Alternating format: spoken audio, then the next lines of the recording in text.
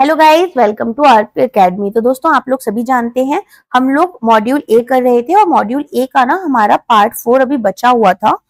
तो यहाँ पर हम लोग वही स्टार्ट करेंगे। नाउ थोड़ी सी बात कर लेते हैं 2 मिनट का, ठीक है।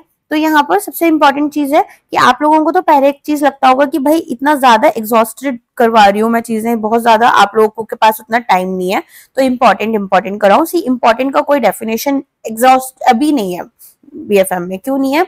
जेआईबी का एग्जाम आया था एंड क्वेश्चंस बहुत टफ आए थे और लेवल बहुत हाई था। अभी एबीएम का एग्जाम हुआ था, बहुत टफ था पेपर। बहुत ज्यादा टफ होने के साथ साथ आपको ये देखने के लिए मिला था कि तीनों ही शिफ्ट बहुत ज्यादा वेरी कर रही थी। तो रिस्क लेने का कोई मतलब नहीं है। This is the time you can prepare, है ना। और जब प्रिपरेशन का टाइम होता है थोड़ा एग्जॉस्ट हो जाओ, उस टाइम पर अच्छे से पढ़ लो, रट्टाफाई कर लो चीजें, ठीक है। अगर बात करें कि भाई बाकी कोचिंग यहाँ पर आपको सिर्फ मैराथन्स करा रहे हैं, इंपॉर्टेंट करा रहे हैं, तो मैं आपको ना बहुत सिंपल सिंपल दो बातें बताती हूँ। कुछ तो कोचिंग्स ऐसी हैं जो बिल्कुल ही न्यू फैकल्टीज को लेकर आती हैं और उनमें कुछ एक दो फैकल्टीज हैं, I won't name them because मुझे अपनी वीडियोस खराब नहीं करना है, बट मैं बहुत सिंपल बता रही हूँ। उनमें से एक दो फैकल्टीज ऐसी हैं जिनको सब्जेक्ट ही नहीं आता, ठीक है। तो उन्होंने कंटेंट उठा के आपको डिलीवर करना है, जैसे भी जो भी मुंह में आया बोला। बहुत खराब चीजें उन्होंने गलत भी पढ़ा देनी है। कुछ लोग हैं जिनको कंटेंट क्या करते हैं, वो लोग दूसरे लोगों से क्रिएट कराने के बाद में जो आया वो पढ़ाकर चले गए, क्योंकि उनको पेड कोर्सेज बेचने हैं, ठीक है। पेड कोर्सेज हो सकता है मैं भी इन फ्यूचर लेकर आऊं, लेकिन मैं अभी तो पेड कोर्सेज ला नहीं रही, पहली चीज। दूसरी चीज, अगर मैं आपको फ्री में भी कंटेंट दे रही हूँ और यहाँ पर एक रिस्पॉन्सिबिलिटी अपनी मानकर चलती हूँ कि भाई मैं आपको यहाँ सारा पढ़ाऊं, आपका एग्जाम क्लियर करवाऊं, आपको क्या करना है, आपको थोड़ा टाइम एक्स्ट्रा निकालकर पढ़ाई करनी है। माइट भी थोड़ा लेट नाइट तक सो, ठीक है। कल यहाँ पर छुट्टी ले लो एक दिन का बैंक से, ताकि आपकी एग्जाम क्लियर हो जाए। बार बार एक ही एग्जाम देना ना बहुत एग्जॉस्टिंग होता है। सो इट्स बेटर कि एक बार दो अच्छे से दो, बाकी आप लोग कॉम्पिटिटिव एग्जाम्स क्लियर कर कर ही बैंक में पहुंचो। तो ये चीजें आप मुझसे बेटर जानते हो, राइट। तो चलिए स्टार्ट करते हैं बाकी हमारी प्रिपरेशन के साथ में। तो पहला क्वेश्चन क्या है? पहला क्वेश्चन यहाँ पर एक फॉरेन नेशनल के ऊपर है, जो कि ना तो एक एनआरआई है और ना ही एक ओसीआई है, और यहाँ पर इक्विटी शेयर्स जो हैं वो गिफ्ट करना चाहते हैं एक इंडियन अनलिस्टेड कंपनी के। किसको करना चाहते हैं? अपने किसी रिलेटिव को करना चाहते हैं इंडिया में। अब जो ये शेयर अमाउंट है ये 4.5% ऑफ पेड अप कैपिटल है, जो कि वैल्यूड है एट 49,000 रुपीज। अब ये बोल रहे हैं कि कौन सी कंडीशंस यहाँ पर मीट नहीं हो रही हैं।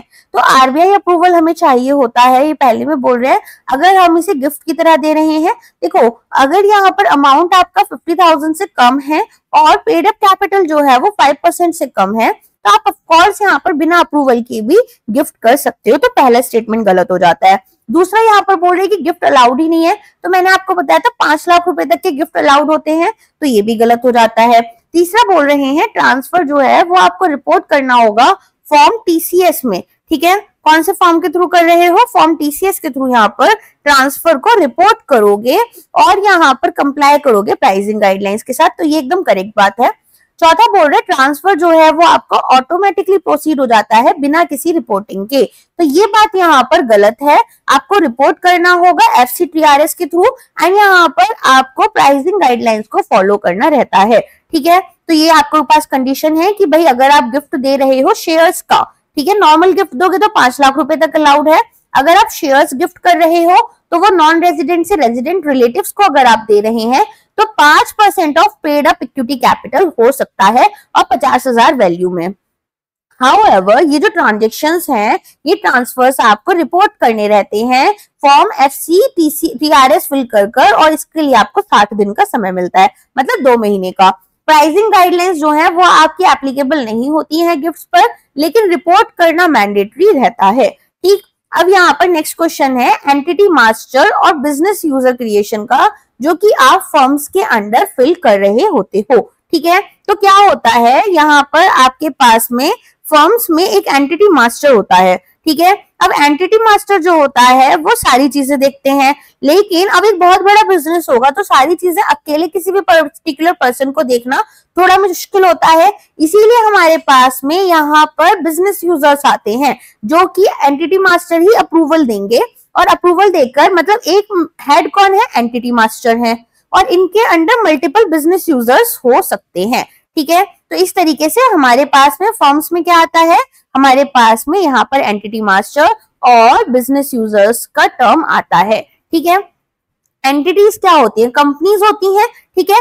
एंटिटी मास्टर्स या एंटिटी यूजर्स कौन होते हैं, वो ऑथराइज्ड पर्सन जो कि यहाँ पर फॉरेन इन्वेस्टमेंट्स जो है हमारी एंटिटी में, हमारी कंपनी में, वो यहाँ पर रिपोर्ट कर रहे होते हैं। और रजिस्ट्रेशन जो है इसमें आपको कुछ डिटेल्स देनी होती है, जैसे ऑथराइज्ड पर्सन कौन है, यूजर नेम क्या होगा, ईमेल आईडी क्या है, पैन कार्ड उनका, ठीक है। तो कुछ इस तरह की डिटेल्स आपको देनी रहती हैं। और फिर इसके अलावा हम यहाँ पर बिजनेस यूजर्स बना लेते हैं। तो इस तरीके से हमें क्या करना होता है, इस तरीके से हमें आगे बढ़ना होता है। अब आपसे पूछ रहे हैं कि जो बिजनेस यूजर है वो तब भी क्रिएट हो सकते हैं अगर एंटिटी मास्टर ने अप्रूवल नहीं दिया। तो मैंने बताया ऐसा तो हो नहीं सकता। दूसरा बोल रहे हैं सेम पर्सन जो कि यहाँ पर ऑथराइजेशन लेटर को साइन कर रहे हैं, वही यहाँ पर एंटिटी यूजर भी हो सकते हैं, उनको ही हम क्या कर रहे हैं, एंटिटी यूजर भी बना रहे हैं। तो देखो एंटिटी मास्टर जो होते हैं, एंटिटी मास्टर कौन होंगे, जो यहाँ पर सारी की सारी चीजों का अप्रूवल दे रहे हैं, मान लो हेड है। और एंटिटी यूजर कौन होते हैं, जो यहाँ पर एंटिटी मास्टर से अप्रूवल लेकर तब काम कर रहे होंगे, ठीक है। अच्छा, हर एक एंटिटी जो है उसके पास में मल्टीपल एंटिटी यूजर्स जो हैं वो ये बोल रहे हैं कि हो सकते हैं, तो आपके पास में यहाँ पर मल्टीपल नहीं हो सकते, ठीक। आपके पास केवल एक एंटिटी यूजर हो सकते हैं। एंटिटी मास्टर का यहाँ पर रजिस्ट्रेशन जो है वो प्रीरिक्विजिट है, और यहाँ पर अगर आपको फर्दर फॉरेन इन्वेस्टमेंट रिपोर्टिंग करनी है, ठीक है, तो फॉरेन इन्वेस्टमेंट्स के लिए रिपोर्ट करना पड़ेगा। करने के लिए आपके पास में एंटिटी मास्टर्स होते हैं या फिर बिजनेस यूजर्स होते हैं। तो केवल आपके पास एक एंटिटी यूजर अलाउड है पर एंटिटी। सिग्नेचर और यहाँ पर जो नेम है, ठीक है, जो भी सिग्नेटरी है और जो नेम्ड यूजर है वो अलग रहेंगे। हर एक मास्टर जो है वो यहाँ पर हमारे एंटिटी मास्टर हम क्रिएट कर अप्रूव करते हैं बिना पहले किसी भी फॉर्म को फिल करे, जैसे हमारा FCGPR हो गया या FCTRS हो गया। अब ये आपके हैं यहाँ पर इंपॉर्टेंट फॉर्म्स जो आपको पता होने चाहिए, ठीक है। तो सबसे पहले तो यहाँ पर आपके पास कौन है, सबसे पहले आपके पास में यहाँ पर आ जाता है आपका foreign currency gross provisional return, ठीक है, FCGPR आपको 30 दिन के अंदर अंदर फिल करना होता है। और यहाँ पर इन्वेस्टी एंटिटी जो होती है वो इसको फिल करते हैं, और हम कैपिटल इंस्ट्रूमेंट्स बताते हैं कि भाई हमने यहाँ पर जो भी PRO आई है, पर्सन रेजिडेंट आउटसाइड इंडिया, इनको कितना अपना शेयर्स वगैरह बेचा हुआ है, कितनी फंडिंग हमें FDI के थ्रू मिली हुई है, और हमने यहाँ पर कितनी बार अपने एक्सटर्नल कमर्शियल बोरोइंग्स को इक्विटी में कन्वर्ट किया है। एनुअल रिटर्न्स की अगर हम बात करें यहाँ पर, तो annual returns of foreign liabilities and assets, ये भी हमारे पास एक फॉर्म होता है जिसमें हम एनुअल रिपोर्टिंग कर रहे होते हैं, ठीक है। एज एन ऑर्गेनाइजेशन हमें यहाँ पर एनुअल रिपोर्टिंग करनी है कि कितनी FDI हमें मिली है, या फिर कोई भी LLP है तो वो ये बताएगा कि कितना कैपिटल कॉन्ट्रीब्यूशन यहाँ पर प्रीवियस ईयर्स में हुआ है।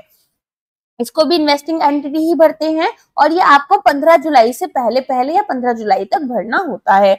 तीसरा आपके पास आता है foreign currency transfer of shares. तो यहाँ पर क्या होगा, यहाँ पर आप ट्रांसफर कर रहे हो shares between resident to non resident R2NR, ठीक है, या फिर सेल कर रहे हो शेयर्स की ऑन स्टॉक एक्सचेंज। अब जो रेजिडेंट ट्रांसफरर हैं या फिर ट्रांसफरी हैं, वो यहाँ पर, या फिर जो पर्सन रेजिडेंट आउटसाइड हैं, वो लोग इनको फिल कर रहे होते हैं। 60 दिन के अंदर अंदर आपको ये पूरा का पूरा फॉर्म जो है ये फिल करना होता है।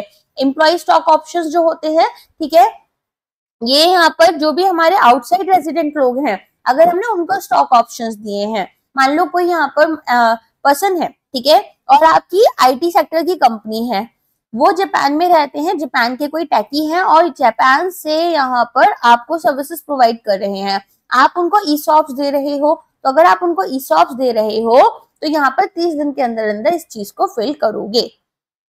अब आते हैं लेट सबमिशन फी पर, ठीक है, इसका एक सेकंड में क्लीन कर देती हूँ, तो थोड़ा सा आप लोग क्या करो, स्क्रीनशॉट ले लो ताकि इसको भी रट लो थोड़ा थोड़ा सा। वैसे तो इतना दिक्कत नहीं आएगा, इसको ऐसे भी याद हो चुका होगा, आपको नहीं हुआ है तो इसको रट भी सकते हो। दूसरा आपके पास क्या है, दूसरा आपके पास ये वाला फॉर्म है जो कि लेट सबमिशन फी है। तो अगर आपने इन फॉर्म्स को टाइम पर नहीं फिल किया है तो आपके ऊपर लगता है यहाँ पर लेट सबमिशन फी, ठीक है। अब लेट सबमिशन फी में क्या होता है, लेट सबमिशन फी में अगर 1 करोड़ रुपए तक का यहाँ पर आपने कोई भी वॉल्यूम जो है ट्रांजेक्शन आपका 1 करोड़ रुपए तक का हुआ है तो ऐसी कुछ उसमें तो आपके ऊपर लगता है 0.05% ऑफ अमाउंट आपका जो भी है उसका लेट सबमिशन फी, ठीक है। और मैक्सिमम 10 लाख रुपए तक का लग सकता है या फिर 300% जो आपकी अमाउंट इन्वॉल्व है। अगर 1 करोड़ से ज्यादा है तो फिर 0.15% का आपको यहाँ पर लेट सबमिशन फी लगता है, ठीक है। और मैक्सिमम यहाँ पर 1 करोड़ रुपए तक का अमाउंट हो सकता है या 300% जो अमाउंट इन्वॉल्व है, इन दोनों में जो भी लोअर होगा उतना लेट सबमिशन फी लग जाता है। और हर एक साइकिल जो है वो आपकी पहले 12 महीने के लिए कवर हो रही होती है। इसमें संडेज और हॉलीडेज भी इंक्लूड होते हैं और पीरियड जो है वो यहाँ पर कब शुरू होता है, ड्यू डेट से नेक्स्ट डे में शुरू हो जाता है। ये कुछ और फॉर्म्स हैं जो कि आप याद कर लेना, एक बार स्क्रीनशॉट ले सकते हो वीडियो पॉज कर। चलिए नेक्स्ट क्वेश्चन पर आते हैं। एक कंपनी ने यहाँ पर डिले कर दिया है फॉर्म फिलिंग में। कौन सा फॉर्म था, फॉर्म FCGPR था, बाय 8 मंथ्स, ठीक है, 8 महीने फ्रॉम द ड्यू डेट। अब क्या हुआ, जो अमाउंट इन्वॉल्व है ट्रांजेक्शन में वो 1.5 करोड़ रुपए है, तो करेक्ट लेट सबमिशन फी एप्लीकेबल आपकी कितनी रहेगी ये आपको बताना है। तो अमाउंट इन्वॉल्व कितनी है, 1 करोड़ रुपए से ज्यादा है। अगर 1 करोड़ रुपए से ज्यादा है तो अभी बताया था फिर कितना भरना पड़ता है, 0.15। अगर 1 करोड़ रुपए है उससे कम है तो कितना करना पड़ता है, 0.05 या फिर आपका कितना था, 10 लाख रुपए तक, ठीक है। तो यहाँ पर अब आपको 22,500 रुपए जो है वो as a late submission fee file करना पड़ेगा, ठीक है। फॉर्म FCGPR कितने दिन के अंदर देना था, 30 दिन के अंदर। आपने कितने दिन तक नहीं भरा, 8 महीने तक नहीं भरा। नेक्स्ट क्वेश्चन है, एक इंडियन कंपनी है जिन्होंने अपनी एक्सटर्नल कमर्शियल बोरोइंग्स को इक्विटी में कन्वर्ट कर दिया है। अब FDI जो है वो ऑटोमेटिक रूट के अंडर इस सेक्टर में अलाउड थी, तो कौन सी कंडीशन सेटिस्फाई होनी चाहिए, तो कन्वर्जन जो है वो प्राइसिंग गाइडलाइंस के अकॉर्डिंग जानी चाहिए, बिल्कुल करेक्ट है। RBI का अप्रूवल चाहिए, अभी तो नहीं चाहिए क्योंकि ऑटोमेटिक सेक्टर है, ठीक है। कोई कंप्लायंस नहीं करना है, अगर ECB जो है वो प्रीवियसली अप्रूव्ड था तो नहीं, हमें कुछ कुछ कंप्लायंस तो करने पड़ते हैं, जैसे हमारे पास प्राइसिंग गाइडलाइंस हो गई। फिर सेक्टोरल कैप जो है वो एप्लीकेबल नहीं होता है in ECB to equity conversion, definitely होता है। किस तरह का सेक्टर है, अप्रूवल चाहिए, ऑटोमेटिक अप्रूवल चाहिए। कितना यहाँ पर कैप है, 74, 26, 100%, ठीक है, तो वो भी देखा जाता है। तो अगर यहाँ पर हम बात करें, अगर हमारी ECB को हमने कन्वर्ट करा है इक्विटी में अंडर ऑटोमेटिक रूट, तब भी यहाँ पर प्राइसिंग गाइडलाइंस को फॉलो करते हुए चलेंगे, ठीक। नेक्स्ट क्वेश्चन क्या बोल रहे हैं, नेक्स्ट यहाँ पर बोल रहे हैं कि RBI का अप्रूवल नहीं चाहिए होता है अनलेस कि यहाँ पर जो एक्टिविटी है वो अप्रूवल रूट के अंदर आ जाए या फिर यहाँ पर कैप को एक्सीड कर जाए। तो RBI का अप्रूवल चाहिए या नहीं चाहिए, RBI का अप्रूवल ऑटोमेटिक सेक्टर में नहीं चाहिए होता है, ठीक है, ये मैंने आपको बताया था। या फिर जो आपके यहाँ पर पूरे के पूरे सेक्टोरल कैप्स हैं ये हैं तो भी नहीं चाहिए, सेक्टोरल कैप से ऊपर जा रहा है तो RBI से अप्रूवल लेना पड़ेगा। सेक्टोरल कैप्स स्टिल अप्लाई, चाहे यहाँ पर लेंडर जो है उसका कंसेंट भी यहाँ पर लगेगा कि भाई आप एक्सटर्नल कमर्शियल बोरिंग को कर सकते हो या नहीं कर सकते हो। नेक्स्ट क्वेश्चन है, Which of the following events trigger mandatory reporting under form FCTRS? FCTRS के अंदर आपको कब यहाँ पर मैंडेटरी रिपोर्टिंग करनी होती है, तो हमने क्या देखा था, TRS क्या था, ट्रांसफर ऑफ शेयर्स, राइट। तो यहाँ पर अगर पहला बोल रहे हैं issue of shares by an Indian company to a foreign investor, हमने यहाँ पर एक इंडियन कंपनी ने किसी फॉरेन इन्वेस्टर को शेयर्स ट्रांसफर करे हैं तब। दूसरा बोल रहे हैं गिफ्ट कर रहे हो आप from one non resident to another. तीसरा बोल रहे हैं नॉन रेजिडेंट टू रेजिडेंट होता तो करते, ठीक है, transfer of shares from a non resident to resident by way of sale, ये करेक्ट आ जाएगा, ठीक है। अगर यहाँ पर ESOPs हैं तो हमें क्या करना होता है, हमें यहाँ पर ESOP फॉर्म ही फिल करना होता है। इस इशू ऑफ शेयर्स जो हैं वो हमारे फॉर्म FCGPR के अंडर नहीं आते हैं। FCTRS जो है वो हमें transfer of capital instruments between a resident and non resident होता है, जिसमें आपका सेल और गिफ्ट दोनों आ जाता है। ESOPs हमारे ESOP फॉर्म के अंडर आते हैं और दो नॉन रेजिडेंट्स के बीच में आपको FCTRS। अभी आपसे यहाँ पर बोल रहे हैं कि एक आपके पास में फॉरेन बायर हैं जो कि फेल कर जाते हैं अपनी गुड्स शिपिंग करने में, क्योंकि यहाँ पर स्ट्राइक देखने के लिए मिल रही है। स्ट्राइक किसकी देखने के लिए मिल रही है, स्ट्राइक यहाँ पर आपको देखने के लिए मिल रही है आपके जो यहाँ पर सब बेसिकली लेबर थी, ठीक है। अब अगर लेबर यहाँ पर आपका स्ट्राइक करिए तो आप डे टू डे ऑपरेशंस कैसे परफॉर्म करोगे? ऑफ कोर्स नहीं कर सकते हो। तो ऐसी सिचुएशन में हम इसे क्या बोलेंगे? यहाँ पर बोलेंगे कि हमारे जो ऑपरेशंस हैं वो हिंडर हो रहे हैं, और अगर ऑपरेशंस हिंडर हो रहे होते हैं तो इसे हम क्या बोलते हैं? ऑपरेशनल रिस्क बोलते हैं। अब अगर हम बात करें यहाँ पर, आप देखोगे कि कुछ भी डिलेज हो रहे हैं आपके डे टू डे ऑपरेशंस में, तो क्यों हो सकते हैं? एक्सटर्नल या फिर इंटरनल इवेंट्स। तो ये आपका किस में आता है? इंटरनल इवेंट्स में। एक्सटर्नल इवेंट्स में नेचुरल डिजास्टर, साइबर फ्रॉड्स वगैरह आ जाते हैं, ठीक है। नेक्स्ट क्वेश्चन यहाँ पर पूछा जा रहा है ईसीजीसी लिमिटेड के बारे में। आपसे पूछ रहे हैं कि भाई ईसीजीसी लिमिटेड जो है इसके रिगार्डिंग कौन सा स्टेटमेंट आपका करेक्ट नहीं है। तो सबसे पहले तो आपको पता होना चाहिए कि ईसीजीसी लिमिटेड का फुल फॉर्म क्या होता है। तो यहाँ पर अर्लियर जो है ईसीजीसी को हम क्या बोलते थे? अर्लियर यहाँ पर बोला जाता था आपका export credit guarantee corporation of India limited, ठीक है। अब हम इसे ईसीजीसी लिमिटेड ही बोल देते हैं। तो ये पहले क्या है? बेसिकली पूरा का पूरा गवर्नमेंट ऑफ इंडिया ही इसको होल्ड कर रखती है, और 1957 में इसे सेटअप किया गया था। तो 1957 में जब इसे सेटअप किया गया तो यहाँ पर आप क्या देखोगे कि गवर्नमेंट ओन्ड ऑर्गेनाइजेशन है जो कि क्रेडिट रिस्क इंश्योरेंस आपके एक्सपोर्टर्स को प्रोवाइड करती है। इसका फुल नेम क्या था पहले? एक्सपोर्ट क्रेडिट गारंटी कॉर्पोरेशन, ठीक है। तो यहाँ पर एक्सपोर्ट के लिए जो क्रेडिट हमें चाहिए, जो हम क्रेडिट सामान दे रहे हैं, उसके लिए गारंटी यहाँ पर या इंश्योरेंस यहाँ पर कौन प्रोवाइड कर रहा है? हमारा ईसीजीसी। तो हम ये भी बोल सकते हैं कि एक्सपोर्टर्स को यहाँ पर प्रोटेक्ट कर रहा है। और एक्सपोर्टर्स को क्यों प्रोटेक्ट करेंगे? ताकि एक्सपोर्ट को प्रमोट कर पाए, ओके। फिर बोल रहे हैं ये मिनिस्ट्री ऑफ एक्सटर्नल अफेयर्स के अंदर आएगा। मिनिस्ट्री ऑफ एक्सटर्नल अफेयर्स जो है वो कंट्रीज से रिलेटेड चीजें देखती है, बिजनेस से रिलेटेड नहीं। तो ये आता है आपका कॉमर्स एंड इंडस्ट्री मिनिस्ट्री के अंदर।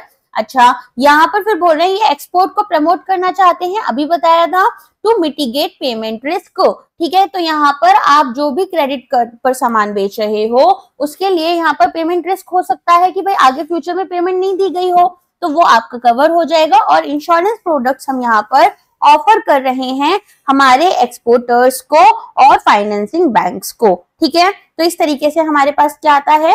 इस तरीके से हमारे पास आ जाता है ईसीजीसी लिमिटेड। नेक्स्ट क्वेश्चन है एज पर RBI guideline on country risk. Country risk क्या है? यहाँ पर वॉर हो गए, सैंक्शंस लगा दिए गए, तो बैंक्स को बोला गया है कि आपको प्रोविजंस बनाने हैं फॉर कंट्री रिस्क। अलग से यहाँ पर आपको कुछ प्रोविजंस कब बनाते हैं कि इन फ्यूचर हमें कोई प्रॉब्लम आता है, कोई लॉस होता है तो हम राइट ऑफ कर पाए। प्रोविजन मतलब कैपिटल को अलग से रख लेते हैं, ठीक है। तो exposure to a single country exceeds 5% of total assets. यहाँ पर हमें ये बोला है कि आपको कब बनाने हैं प्रोविजंस। तो पहले में बोल रहे हैं अगर किसी एक पर्टिकुलर कंट्री में आपका जो एक्सपोजर है वो आपके टोटल एसेट्स के 5% आ जाता है, तो 5% नहीं 1% से भी ज्यादा आ जाएगा तो भी आपको बनाना है। दूसरा, ये हमारे कंट्री जो ईसीजीसी है, ईसीजीसी की अपनी खुद की कैटेगरी लिस्ट है, तो उसके अकॉर्डिंग यहाँ पर डी कैटेगरी में आएगा। तो ऐसा नहीं है कि सिर्फ डी कैटेगरी में और भी ऊपर की कैटेगरीज होती हैं जो कि हमारे लिए सिग्निफिकेंट रिस्क को कवर कर चलती हैं।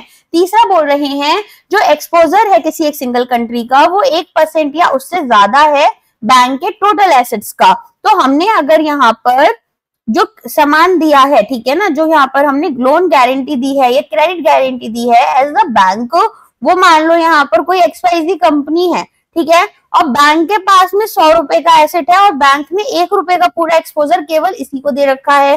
तो इसमें यहाँ पर हमें क्या करना पड़ेगा? हमें यहाँ पर अलग से प्रोविजन बनाना पड़ेगा। नेक्स्ट क्वेश्चन है एक कंट्री है जो कि यहाँ पर C1 रेट की गई है बाय ईसीजीसी, तो इसे हम यहाँ पर किस तरीके से कैटेगराइज करेंगे? तो आपको याद होना चाहिए ये होगा हमारा रिस्ट्रिक्टेड कवर के अंडर, ठीक है। तो हमारे पास ना अलग अलग कंट्रीज होती हैं जिनको हम अलग अलग यहाँ पर ईसीजीसी की लिस्ट में मेंशन कर रखते हैं। तो ईसीजीसी ने क्या किया है? 7 कैटेगरी रिस्क यहाँ पर लिखे हैं जिनके अकॉर्डिंग इसने कंट्रीज को डिवाइड किया है कि यहाँ पर हम जब भी लोन दे रहे हैं या फिर हम यहाँ पर सामान बेच रहे हैं, क्रेडिट पर सामान दे रहे हैं, तो यहाँ पर इस तरीके से हमारे पास ये 7 फोल्ड क्लासिफिकेशन रहेगा जिसमें 239 कंट्रीज को कवर करा गया है, ठीक है। अब यहाँ पर आपको क्या कर रहे हैं, A1 से लेकर B2 तक तो रखा है ओपन कवर कैटेगरी, A1 से B2 तक, ठीक है। और यहाँ पर फिर आती है C1 से C2 कंट्रीज, जिनको आपने रिस्ट्रिक्टेड कवर में रखा है ग्रुप 1 में, और बाकी 10 कंट्रीज ऐसी हैं जिनको यहाँ पर D कैटेगरी में रखा गया है, ठीक है। तो 207 कंट्रीज को हमने A1 से लेकर B2 के बीच में, बाकी 10 कंट्रीज को C1 से C2 के बीच में, और रिमेनिंग कंट्रीज को very high risk that is D में रखा है। अब ये नंबर आपको याद हो जाने चाहिए। अगर इनसिग्निफिकेंट रिस्क हमारा है तो यहाँ पर A1 कैटेगरी, लो रिस्क है तो A2, फिर हमारे पास मॉडरेटली लो में आता है B1, फिर मॉडरेटली हाई में आता है B2, हाई रिस्क में आता है C, और वेरी हाई रिस्क में क्या आएगा आपका, डिफॉल्ट आ जाता है, ठीक है। नेक्स्ट क्वेश्चन है, एक इंडियन एक्सपोर्टर है, इंडियन एक्सपोर्टर ने सामान बेचा है यहाँ पर बायर को जो कि दूसरी कंट्री में है, उन्होंने अपनी कंट्री में इंपोर्ट करा। अब शिपमेंट हो गई, शिपमेंट के बाद में यहाँ पर बायर ने मना कर दिया कि मैं इंसॉल्वेंट हो चुका हूँ, मेरे पास पैसा नहीं बचा है, तो यहाँ पर मैं आपको पेमेंट नहीं कर पाऊंगा। तो ये किस तरह के रिस्क में आएगा, तो देखो याद रखना ECGC मेजरली 4 तरह के यहाँ पर आपके लिए पॉलिसीज लेकर आती है। अब वो पॉलिसीज किस तरह होती हैं, पहले तो यहाँ पर होती हैं आपकी शिपमेंट पॉलिसीज, ठीक है, शिपमेंट और कॉन्ट्रैक्ट। अब यहाँ पर क्या होता है, सबसे पहले तो रिस्क समझो, एक रिस्क होता है पॉलिटिकल, एक होता है कमर्शियल। कमर्शियल जैसे बायर ने मना कर दिया, सामान अच्छी क्वालिटी का नहीं गया है, एक्सपोर्टर ने कोई दिक्कत कर दी यहाँ पर, है ना, बहुत सारे इस तरह की प्रॉब्लम्स आती हैं। तो अब हमने क्या करना है, हमने इन रिस्क को कवर करना है। तो सबसे पहले तो अगर बात करें पॉलिटिकल की, तो पॉलिटिकल में क्या है कि भाई गवर्नमेंट ने ही अपनी तरफ से कुछ ना कुछ रिस्ट्रिक्शंस लगा दिए, वॉर सैंक्शंस हो गए यहाँ पर, या फिर गवर्नमेंट की कुछ ऐसी पॉलिसीज आ गई जिसकी वजह से हम यहाँ पर सामान को इम्पोर्ट नहीं कर पा रहे।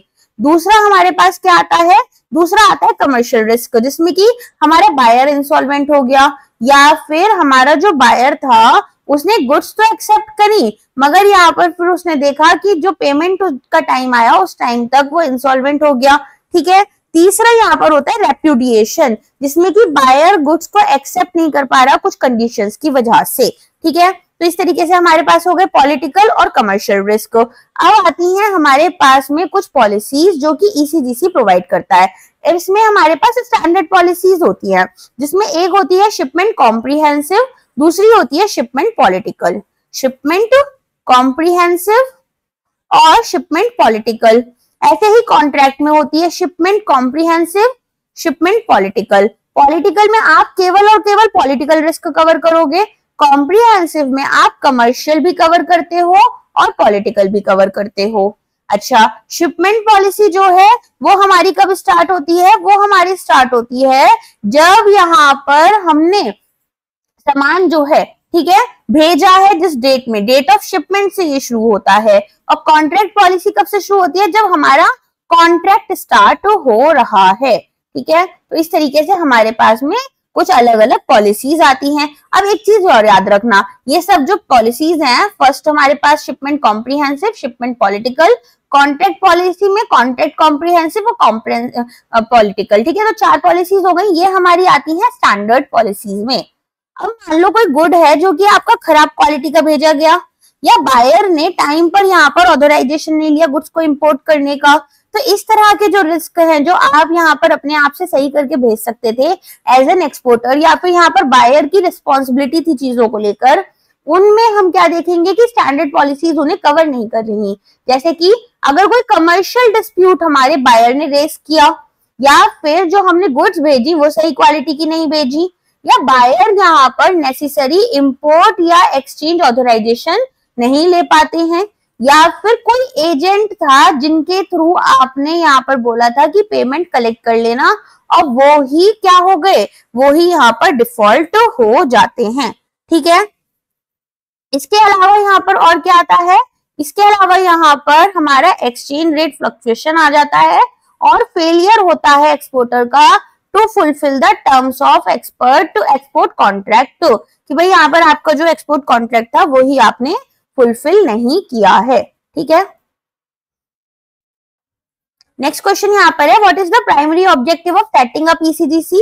तो क्यों कर रहे थे? ताकि हमारे एक्सपोर्टर्स को प्रोटेक्ट कर पाए और यहाँ पर बैंक्स को प्रोटेक्ट कर पाए। किसके अगेंस्ट? पेमेंट रिस्क के। क्यों कर रही हैं? ताकि एक्सपोर्ट्स को प्रमोट कर सके। ठीक है, चलिए नेक्स्ट क्वेश्चन है, इनमें से कौन सी एक पॉलिसी है जो कि ईसीजीसी एक्सपोर्टर्स को प्रोवाइड नहीं कर रहा? तो exporters turnover policy, standard policy अभी समझाई थी, आईटी एनेबल्ड सर्विस पॉलिसी, ये हमारा ईसीजीसी कवर करता है। एक्सपोर्ट परफॉर्मेंस इंडेमनिटी जो है वो यहाँ पर हमारे बैंक्स के लिए होता है, ना कि हमारे एक्सपोर्टर्स के लिए।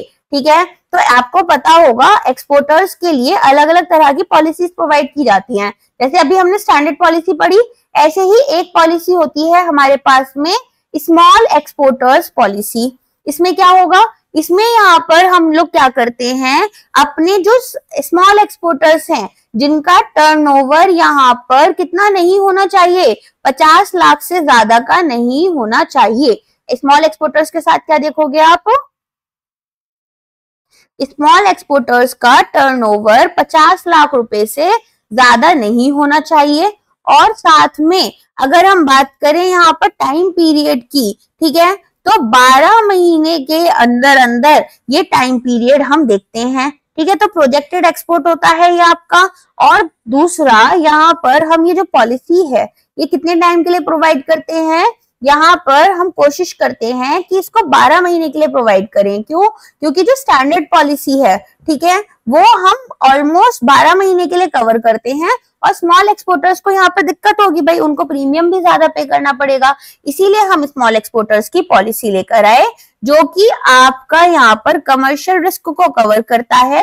ठीक है, यहाँ पर देखता है कि भाई बायर जो है इंसॉल्वेंट तो नहीं हो गया है, पेमेंट यहाँ पर 2 महीने के अंदर अंदर आई है या नहीं आई है, बायर ने गुड्स को यहाँ पर एक्सेप्ट करने से मना तो नहीं कर दिया है। ठीक है, इस तरह की चीजें नहीं होनी चाहिए। और पॉलिटिकल रिस्क भी कवर करते हैं, जैसे कि यहाँ पर गवर्नमेंट ने कुछ रिस्ट्रिक्शंस लगा दिए, कोई वॉर वगैरह आपकी हो जाती है, कोई नए इंपोर्ट रिस्ट्रिक्शन आ गए, ठीक है, जिसकी वजह से आपका इंपोर्ट लाइसेंस कैंसिल हो गया, या फिर यहाँ पर इंटरप्शन हो जाता है कि भाई आपको जो भी सामान वगैरह भेजना था इंडिया से बाहर, वो किसी वजह से यहाँ पर नहीं जा पाया। ठीक है, आपने भेज तो दिया लेकिन वो अपनी डेस्टिनेशन तक नहीं पहुंच पाया। अब इसके अलावा हमारे पास में कुछ और पॉलिसीज भी होती हैं, जैसा कि अभी आपने यहाँ पर देखा था। हमारे पास में सबसे पहले कौन सी आती है? यहाँ पर हमारे पास में आती है बायर एक्सपोजर पॉलिसी। ठीक है, बायर एक्सपोजर पॉलिसी में क्या होगा?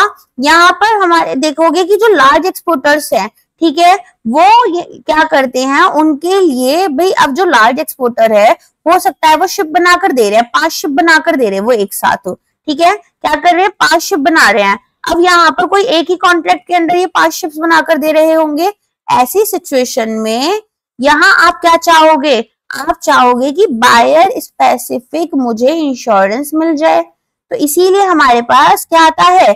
बायर एक्सपोजर पॉलिसी आती है, जो ये कहती है या तो हम यहाँ पर किसी एक स्पेसिफिक बायर को कवर कर लेते हैं या फिर मल्टीपल बायर्स को कवर कर सकते हैं। ठीक है, अब ये आपके ऊपर है कि आप किस तरह का कवरेज हमसे चाहते हो। तो बायर एक्सपोजर फ्लेक्सिबिलिटी प्रोवाइड करता है एक्सपोर्टर्स को, ताकि यहाँ पर एक्सपोजर जो है उसके बेस पर कवर को ऑब्टेन कर पाए, है ना। चलिए नेक्स्ट अगर हम बात करें, हमारे पास एक्सपोर्ट टर्नओवर पॉलिसी थी। एक्सपोर्ट टर्नओवर पॉलिसी में क्या होता है? यहाँ पर ये उन पर्टिकुलर लोगों के लिए बनता है जिनको भाई टर्नओवर बहुत ज्यादा है। जैसे कि यहाँ पर क्या होता है, प्रीमियम जो है, ठीक है, प्रीमियम ही आपका साल भर का 10 लाख रुपए या 10 लाख से ज्यादा का लिया जाता है। इसीलिए यहाँ पर प्रोजेक्टेड टर्नओवर बहुत हाई होना चाहिए आपका। अलॉन्ग विद दैट, अगर मान लो प्रोजेक्टेड टर्नओवर हमने बोला 50 करोड़ रुपए है और हो गया हमारा टर्नओवर एक्चुअल में 55 करोड़ रुपए, तो 5 करोड़ रुपए हमारा प्रोजेक्टेड ज्यादा है। तो ऐसे में जो प्रीमियम है, प्रीमियम में भी ईसीजीसी आपको कंसेशन प्रोवाइड कर देती है। समझ में आ गया? अच्छा, अब अगर हम बात करें यहाँ पर हमारी आईटी एनेबल्ड पॉलिसी की, तो ये हमारे ना सिंगल कस्टमर पॉलिसी होती है, जिसमें कि हम ये कोशिश करते हैं कि कम से कम एक पॉलिसी एक बायर को 12 महीने के लिए दी जाए। ठीक है, अब ये क्यों होती है? ये यहाँ पर जो हमने सर्विसेज प्रोवाइड करनी है, ठीक है, उनको कवर करने के लिए बनती है। और यहाँ पर ना एक पीरियड डिसाइड कर लिया जाता है, जैसे एक हफ्ता, एक महीना, एक क्वार्टर, लेकिन कोशिश की जाती है कि एक पॉलिसी एक बायर के लिए कम से कम 12 महीने की तो रहे। इसमें हम कमर्शियल रिस्क या इसे बायर रिस्क भी बोल देते हैं, पॉलिटिकल रिस्क और letter of credit opening bank risk जो है, इन सभी को कवर करते हैं। ठीक है, और 80% अमाउंट ही यहाँ पर आपका कवर होता है, ये भी याद रखना। इंश्योरेंस कवरेज इस पॉलिसी के अंडर 80% प्रोवाइड किया गया है। यूजुअली जो ईसीजीसी कवरेज प्रोवाइड करती है ना, वो आपको कितना देती है, वो आपको 90% तक का देती है। ठीक है, लेकिन यहाँ पर क्या है, यहाँ पर ईसीजीसी आपके लिए थोड़ी कम दरिया दिल है और आपको यहाँ पर केवल और केवल कितने दिन का कवरेज प्रोवाइड कर रही है, आपको केवल यहाँ पर परसेंटेज का 80% का कवरेज प्रोवाइड कर रही है। अब एक्सपोर्ट परफॉर्मेंस इंडेमनिटी की अगर हम बात करें तो ये क्या है, अब बैंक्स के लिए भी तो यहाँ पर कुछ पॉलिसीज लेकर आए हैं। ठीक है, तो इसमें हम एक काउंटर गारंटी प्रोवाइड कर रहे हैं बैंक को। काउंटर गारंटी कैसे, बैंक ने यहाँ पर गारंटी प्रोवाइड करी। ठीक है, तो हो सकता है कि बैंक ने जब एक्सपोर्टर के क्लाइंट्स के बिहाफ पर यहाँ पर गारंटी प्रोवाइड की, बायर को यहाँ पर गारंटी प्रोवाइड करा और बायर ही डिफॉल्ट कर गया, तो ऐसे में बैंक को लॉस होगा। इसीलिए बैंक के लॉस को कवर करने के लिए ईसीजीसी एक अलग से कवरेज काउंटर गारंटी प्रोवाइड कर देती है। समझ में आ गया? तो ये हमारे लिए क्यों होता है, ये हमारे ओवरसीज बायर्स के बेसिकली फेवर में होता है, ताकि वो हमसे गुड्स वगैरह परचेज कर पाए।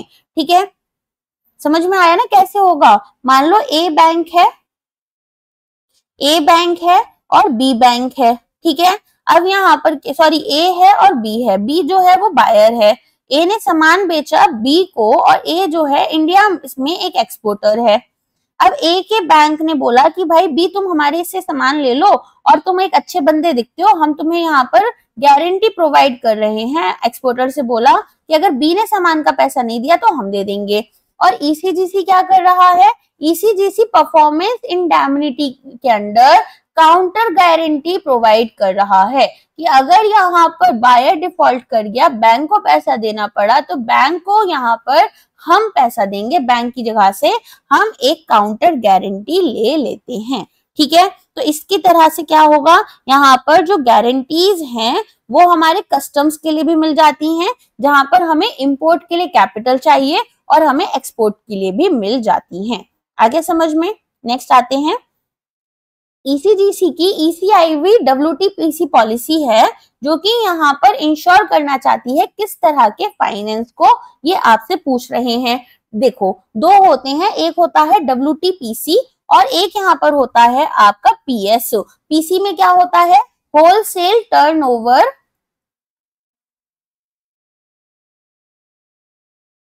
Packing credit. ठीक है, ये होता है आपको प्री शिपमेंट से मिलने पहले वाला। और एक आपके पास क्या होगा, एक यहाँ पर आपके लिए रहता है बेसिकली पीएस। पीएस क्या होता है, पोस्ट शिपमेंट। डब्ल्यूटीपीएस मतलब कि होलसेल टर्नओवर पोस्ट शिपमेंट। ठीक है, तो ईसीआईबी जो है वो आपको यहाँ पर एक्सपोर्ट क्रेडिट किसको प्रोवाइड कर रही है, बैंक्स को प्रोवाइड कर रही है। ठीक है, तो बैंक्स को ये किस तरीके से प्रोवाइड कर रही है, एक तो आपका पैकिंग क्रेडिट के थ्रू और एक यहाँ पर आपका पोस्ट शिपमेंट के थ्रू। ठीक है, तो सबसे पहले अगर हम बात करें हमारे पैक क्रेडिट इंश्योरेंस की, तो ये आप देखोगे ये 1 साल के लिए यहाँ पर प्रपोज किया जाता है। ठीक है, तो आपका जो भी प्रपोजल है उसमें 1 साल के लिए हम इसे प्रोवाइड करते हैं। तो कोई ऐसा लोन या एडवांस जो कि हमने एक्सपोर्टर को दिया था, क्यों दिया है कि भाई आप यहाँ पर मैन्युफैक्चरिंग कर लो, प्रोक्योरमेंट कर लो रॉ मटेरियल की, उसकी प्रोसेसिंग करा लो, ऑपरेटिंग साइकिल में जो होने वाले काम है वो आप कर लो। ठीक है, और यहाँ पर हम क्या करेंगे, यहाँ पर आपको एक लेटर ऑफ क्रेडिट साइन कर दे देंगे। अच्छा, इसमें आपको जो कवरेज मिलता है वो 1 साल का मिलता है एक स्पेसिफिक प्रपोजल के अंडर। ठीक है, और जितना भी पैकिंग क्रेडिट एडवांस यहाँ पर किया गया है बैंक के द्वारा वो इसको कवर कर रहे होते हैं। ठीक है, अब अगर हमें क्लेम चाहिए तो 4 महीने के अंदर अंदर यहाँ पर हम क्लेम कर सकते हैं। अगर मान लो एक्सपोर्टर को उसके बैंक ने लोन प्रोवाइड किया और लोन को रीपे एक्सपोर्टर ने करा नहीं अपनी ड्यू डेट तक, तो ड्यू डेट से अगले 4 महीने के अंदर अंदर आप क्लेम फाइल करोगे तो आपको ईसीजीसी वो पैसा वापस कर देती है। ठीक है। अच्छा, अब इसमें यहाँ पर याद रखना ये हम बैंक्स को प्रोवाइड कर रहे हैं ताकि यहाँ पर high percentage of cover provide करते हुए कम प्रीमियम रेट उनसे चार्ज करें। ठीक है, समझ में आ गया। चलो, अब यहाँ पर कितना प्रीमियम और कितना ये सब चीजें होती हैं वो हर एक बैंक के अकॉर्डिंग डिफर कर रहा होता है। नेक्स्ट क्वेश्चन है, ईसीजीसी का जो काउंटर पार्ट है यूके में वो कौन है? तो ईसीजीडी। ठीक है, export credit guarantee department UK का ऑफिशियल एक्सपोर्ट क्रेडिट एजेंसी है। इसके अलावा हर्मेस होता है जर्मनी में, ठीक है, कोफेस होता है फ्रांस में और एक्सिम होता है यूएसए में। ठीक है। नेक्स्ट यहाँ पर पूछ रहे हैं कौन सा प्रोडक्ट है जो कि हेल्प करता है एमएसएमईज को कि आप एक्सपोर्ट फाइनेंस मैनेज कर पाओ और जो क्रेडिट रिस्क है उसको भी मैनेज कर सकते हो simultaneously through a bundled service. तो इसका आंसर आपका क्या है? Export factoring facility. तो फैक्टरिंग में क्या होता है, मान लो मेरे पास में ए है और बी है। ए ने सामान बेचा, किसको बेचा? ए ने सामान बेचा बी को, तो क्या होगा? एक एक्सपोर्ट बैंक होता है। एक्सपोर्ट बैंक क्या करता है, यहाँ पर एक्सपोर्टर का बैंक वो बोलेगा तुम मुझे बिल दे दो। ठीक है, तो अगर तुम्हें पैसे की जरूरत है तो मैं क्या करूंगा, इस बिल के ऊपर 75 से 80% तक का अमाउंट आपको पे कर दूंगा और अपना डिस्काउंट चार्ज करूंगा। और रिमेनिंग अमाउंट कब देते हैं? जब यहाँ पर बी जो है पेमेंट कर देता है ड्यू डेट में। ठीक है, तो ये होती है हमारी फैक्टरिंग फैसिलिटी। ईसीजीसी आपको एक्सपोर्ट फैक्टरिंग फैसिलिटी एमएसएमईज के लिए प्रोवाइड करता है ताकि हमारे जो एमएसएमईज हैं उनको वर्किंग कैपिटल मिल पाए, सेल्स लेजर को मेंटेन कर पाए, कलेक्शन कर पाए और क्रेडिट प्रोटेक्शन कर पाए। Next question, ABC export private limited एक स्मॉल इंडियन एक्सपोर्टर है, डील कर रहे हैं इंडस्ट्रियल गुड्स में। अब ये यहाँ पर एक एक्सपोर्ट ऑर्डर रिसीव कर रहे हैं कंट्री जी से जिसकी यहाँ पर वैल्यू 5 करोड़ रुपए है ऑन 60 डे यूसांस बेसिस। मतलब 60 डे यूसांस बेसिस का मतलब क्या है? जो यहाँ पर डॉक्यूमेंट्स प्रोवाइड की गई उसके 60 दिन के अंदर आपको पेमेंट करनी है। 60 दिन तक यहाँ पर वेट किया जा सकता है। ठीक है, अब इन्होंने यहाँ पैकिंग क्रेडिट लिया है जो कि 3.7 करोड़ रुपीस का लिया है XYZ बैंक से। शिपमेंट जो है वो आपकी कंप्लीट हुई थी और पोस्ट शिपमेंट क्रेडिट भी अवेल किया गया है।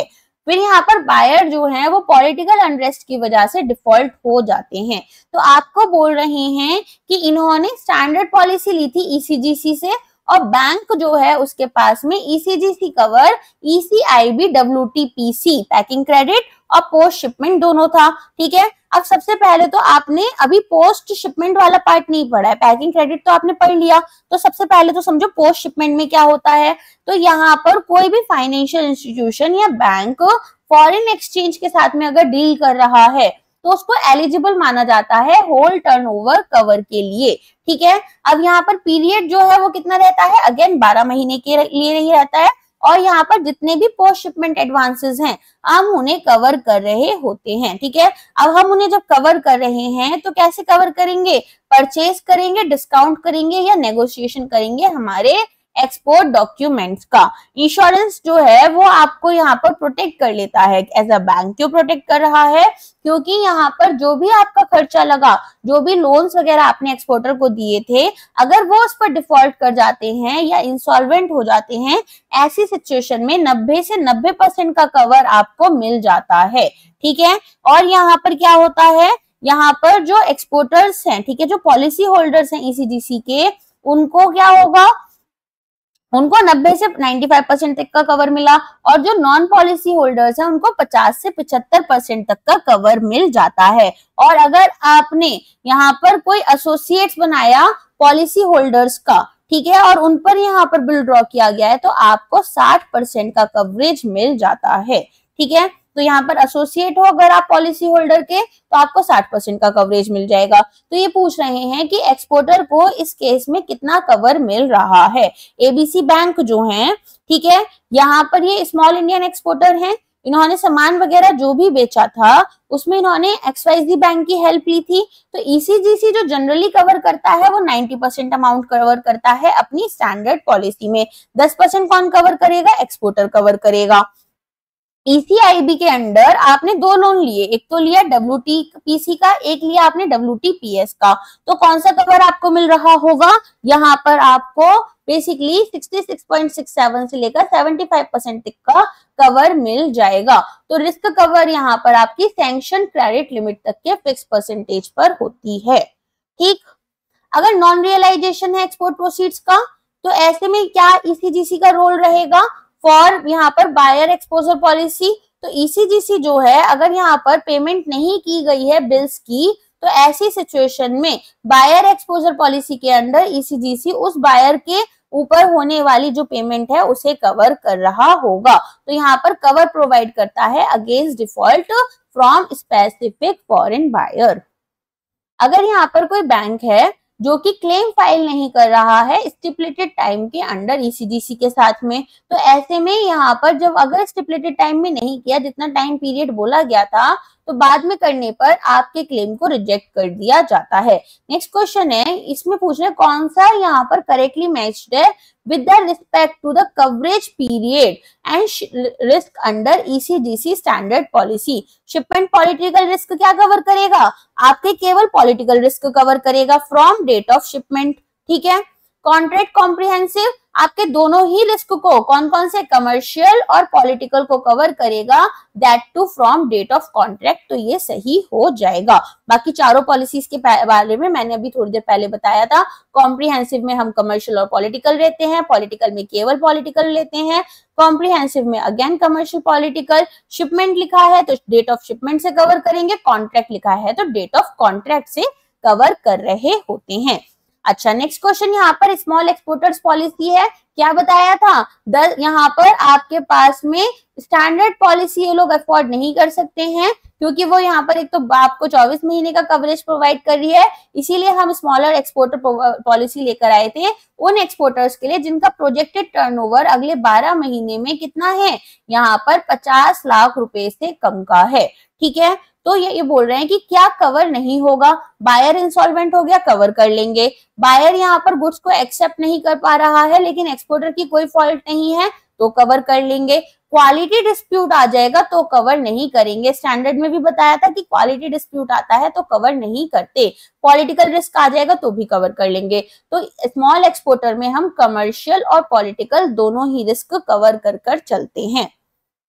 नेक्स्ट क्वेश्चन, कौन सी पॉलिसी है जो एक्सपोर्टर्स के लिए डिजाइन की गई है उन एक्सपोर्टर्स के लिए जो कि गुड्स को शिप करते हैं किसी ओवरसीज एजेंट के पास में, जो कि यहाँ पर होल्ड कर रहे हैं inventory for future sale to final buyers. यहाँ पर आप फ्यूचर में सेल करना चाहते हो फाइनल बायर्स को, आप यहाँ पर चाहते हो कि जो ओवरसीज एजेंट्स हैं, ओवरसीज एजेंट क्या कर रहे हैं, आपने जो सामान भेजा है उस सामान को अपने पास में अपनी इन्वेंट्री में रख रहे हैं और जैसे जैसे बायर्स ऑर्डर देते जाएंगे वैसे वैसे गुड्स को उनको सेल करते हुए जाएंगे। ठीक है, तो इसके लिए हमारे पास आती है कंसाइनमेंट एक्सपोर्ट पॉलिसी। अब कंसाइनमेंट एक्सपोर्ट पॉलिसी में हम क्या करते हैं, यहाँ पर हमारे जो भी ओवरसीज बायर्स हैं, ठीक है, उनको उनके लिए गुड्स भेजते हैं जो रेडी फॉर सेल होते हैं, बट यहाँ पर किसकी इन्वेंट्री में रखे जा रहे हैं, एक एजेंट की इन्वेंट्री में इसको रखा जा रहा होता है। ठीक है, अब ऐसा हम क्यों करते हैं, ताकि किसी भी तरह का टाइम लैग हमारी शिपमेंट में और एक्चुअल सेल में ना आए। ठीक है, तो हम पहले से ही सामान भेज कर रखते हैं और जैसे जैसे ऑर्डर्स आते हैं वैसे वैसे यहाँ पर एजेंट उन सामान को बेच देता है। ठीक है, तो यहाँ पर हमारे पास दो ऐसी पॉलिसीज हैं जो इसको कवर करती हैं। पहली है consignment export stock holding agent. कौन सी है, consignment export stock holding agent. ठीक है, और दूसरी हमारे पास कौन सी है, दूसरी हमारे पास आती है कंसाइनमेंट एक्सपोर्ट, जिसमें कि हम यहाँ पर हमारे ग्लोबल एंटिटी पॉलिसी को लेकर चलते हैं। ठीक है, ग्लोबल एंटिटी पॉलिसी। ठीक है, अगर हम बात करें स्टॉक होल्डिंग एजेंट की, तो ये यहाँ पर जो भी सामान हम बेच रहे हैं उसको यहाँ पर कवर करता है। ओवरसीज एजेंट जो है वो एक अलग लीगल एंटिटी है और यहाँ पर उसकी कोई भी रिलेशनशिप हमारे एक्सपोर्टर के साथ में नहीं होनी चाहिए। ठीक है, तो यहाँ पर जो भी स्टॉक हमारे ओवरसीज एजेंट हैं जो स्टॉक को होल्ड कर रहे हैं फिर फाइनल बायर्स को बेचते हैं और यहाँ पर कमीशन चार्ज करते हैं। ठीक है, उन्हीं को हम ये पॉलिसी देते हैं। नेक्स्ट क्वेश्चन, कौन सा स्टेटमेंट बेस्ट एक्सप्लेन कर रहा है बायर एक्सपोजर पॉलिसी? अभी थोड़ी देर पहले भी बताया था बायर एक्सपोजर पॉलिसी के बारे में। तो बायर एक्सपोजर पॉलिसी में क्या होता है, यहाँ पर हम लार्ज एक्सपोर्टर्स को प्रोवाइड करते हैं ताकि अगर किसी एक सिंगल एक्सपोर्टर को बड़ा प्रोजेक्ट जा रहा है, बड़ा कॉन्ट्रैक्ट है, तो एक तो या तो उसे कवर कर पाए या फिर यहाँ पर मल्टीपल उनको कवर कर चलते हैं बायर्स को। ठीक है, तो ये यहाँ पर कवर करता है risk on a specific buyer with optional cover for letter of credit issuing banks insolvency। ठीक है, तो यहाँ पर आपका जो बायर है वो विद या विदाउट लेटर ऑफ क्रेडिट हो सकता है। ये पॉलिटिकल और कमर्शियल रिस्क दोनों को कवर करता है और यहाँ पर एलसी ओपनिंग बैंक की इंसॉल्वेंसी को भी कवर कर लेगा अगर वो बैंक को यहाँ पर बैंकर्स एल्युमिनेट की टॉप 25,000 बैंक का हिस्सा होती है। ठीक है, नेक्स्ट क्वेश्चन है, कौन सी पॉलिसी सुटेबल है for large exporters with annual ECGC premium contribution of at least 10 lakh offering additional premium discounts and operational benefits?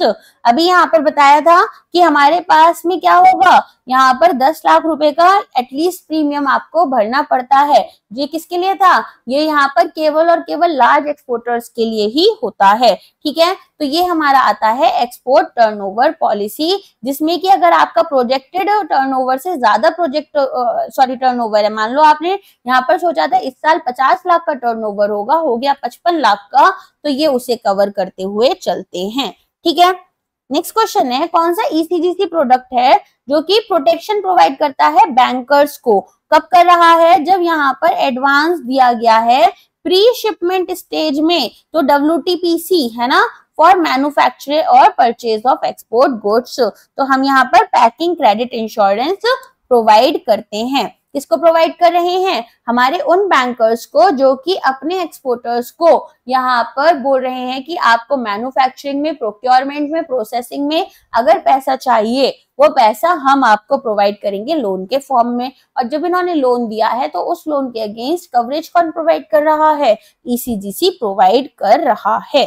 ठीक है, तो इस तरीके से हमारे पास क्या आती हैं, बैंक की रिलेटेड पॉलिसीज आती हैं। तो एक्सपोर्टर्स के लिए भी पॉलिसी देता है ईसीजीसी और बैंक्स को भी देता है। ठीक है, अच्छा, इसके अलावा और भी पॉलिसीज हैं, जैसे एक्सपोर्ट प्रोडक्शन फाइनेंस गारंटी। तो एक्सपोर्ट प्रोडक्शन फाइनेंस गारंटी में क्या होगा, यहाँ पर जो लोन्स दे रखे हैं बैंक्स ने किसी भी इंसेंटिव्स या फिर रिसीवेबल्स के अगेंस्ट, जैसे कोई बिल है, ठीक है, अब बिल के अगेंस्ट यहाँ पर हमारा बैंक ने कुछ भी लोन प्रोवाइड कर दिया तो उसको भी कवर करा जाता है। ठीक है, पोस्ट शिपमेंट में आपको ऑलरेडी बता चुकी हूँ। इसके अलावा एक्सपोर्ट फाइनेंस गारंटी होता है, जिसमें कि पोस्ट शिपमेंट एडवांस अगर हमारा बैंक प्रोवाइड कर रहा है एक्सपोर्टर्स को, तो वो भी हम कवर कर रहे हैं। ठीक, अच्छा, एक और होता है, वो थोड़ा इंपॉर्टेंट है, export finance overseas lending. Overseas जब हम लैंडिंग कर रहे हैं, अब यहाँ पर कोई भी ऐसा बंदा है जो कि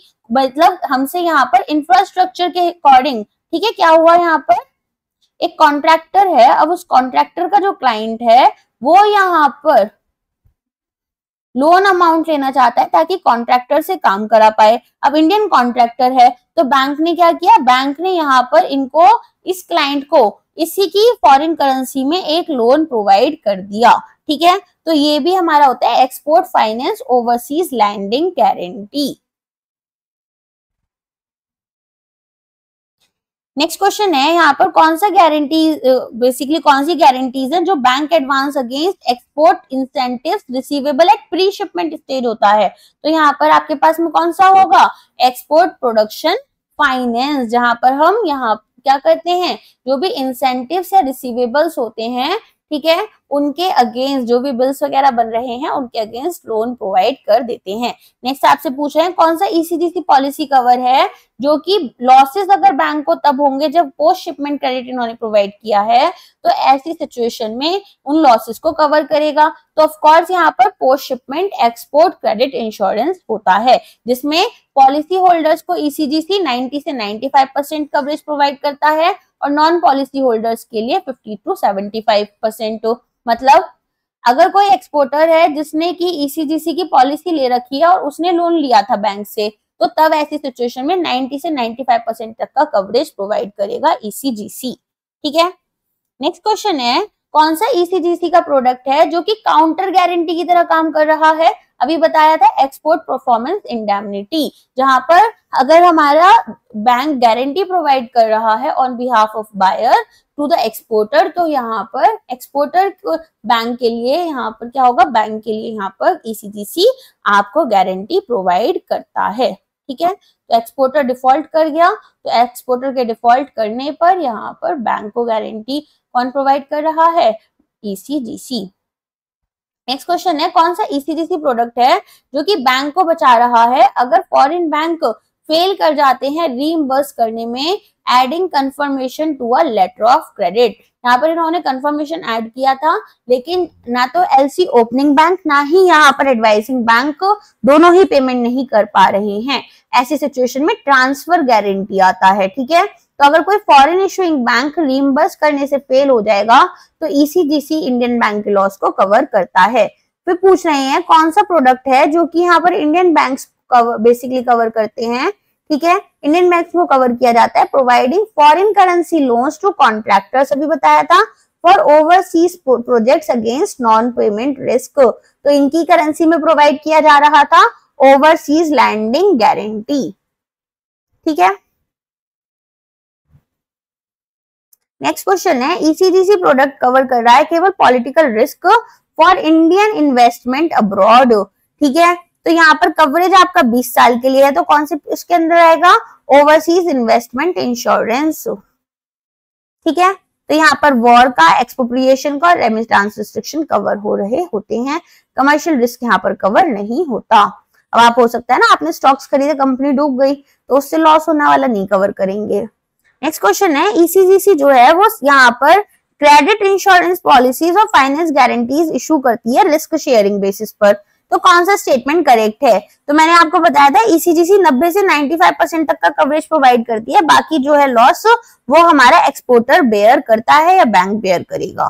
ठीक है, नेक्स्ट क्वेश्चन है कौन सा यहाँ पर स्टेटमेंट करेक्टली डिस्क्राइब कर रहा है regulatory and operational framework for ECGC products. तो ईसीजीसी और अगर हमारे पास में प्रोडक्ट्स आ रहे हैं उनके लिए रेगुलेटरी और ऑपरेशनल फ्रेमवर्क के लिए क्या आएगा, ईसीजीसी इरडा गवर्न कर रहा है। ठीक है, और यहाँ पर ये इंश्योरेंस प्रोडक्ट्स प्रोवाइड करता है, इंश्योरेंस रिलेटेड सभी एंटिटीज को इरडा ही कवर कर रहा होता है, ये आपको पता होना चाहिए। अभी बैंक को बोला गया है कि आप 1 मंथ प्रीमियम जो है अपफ्रंट यहाँ पर पे करोगे एवरेज पास्ट फाइनेंस देखते हुए। नेक्स्ट क्वेश्चन है एक बैंक है जिसने पोस्ट शिपमेंट क्रेडिट लिमिट यहाँ पर ऑफर करी है डिस्क्रिशनरी लिमिट के अकॉर्डिंग, जो कि ईसीजीसी ने फिक्स की है। तो बैंक यहाँ पर क्या करेगा, बैंक यहाँ पर बेसिकली एक नोटिफिकेशन या रिपोर्ट सबमिट करेगा ईसीजीसी को प्रिस्क्राइब्ड फॉर्मेट में।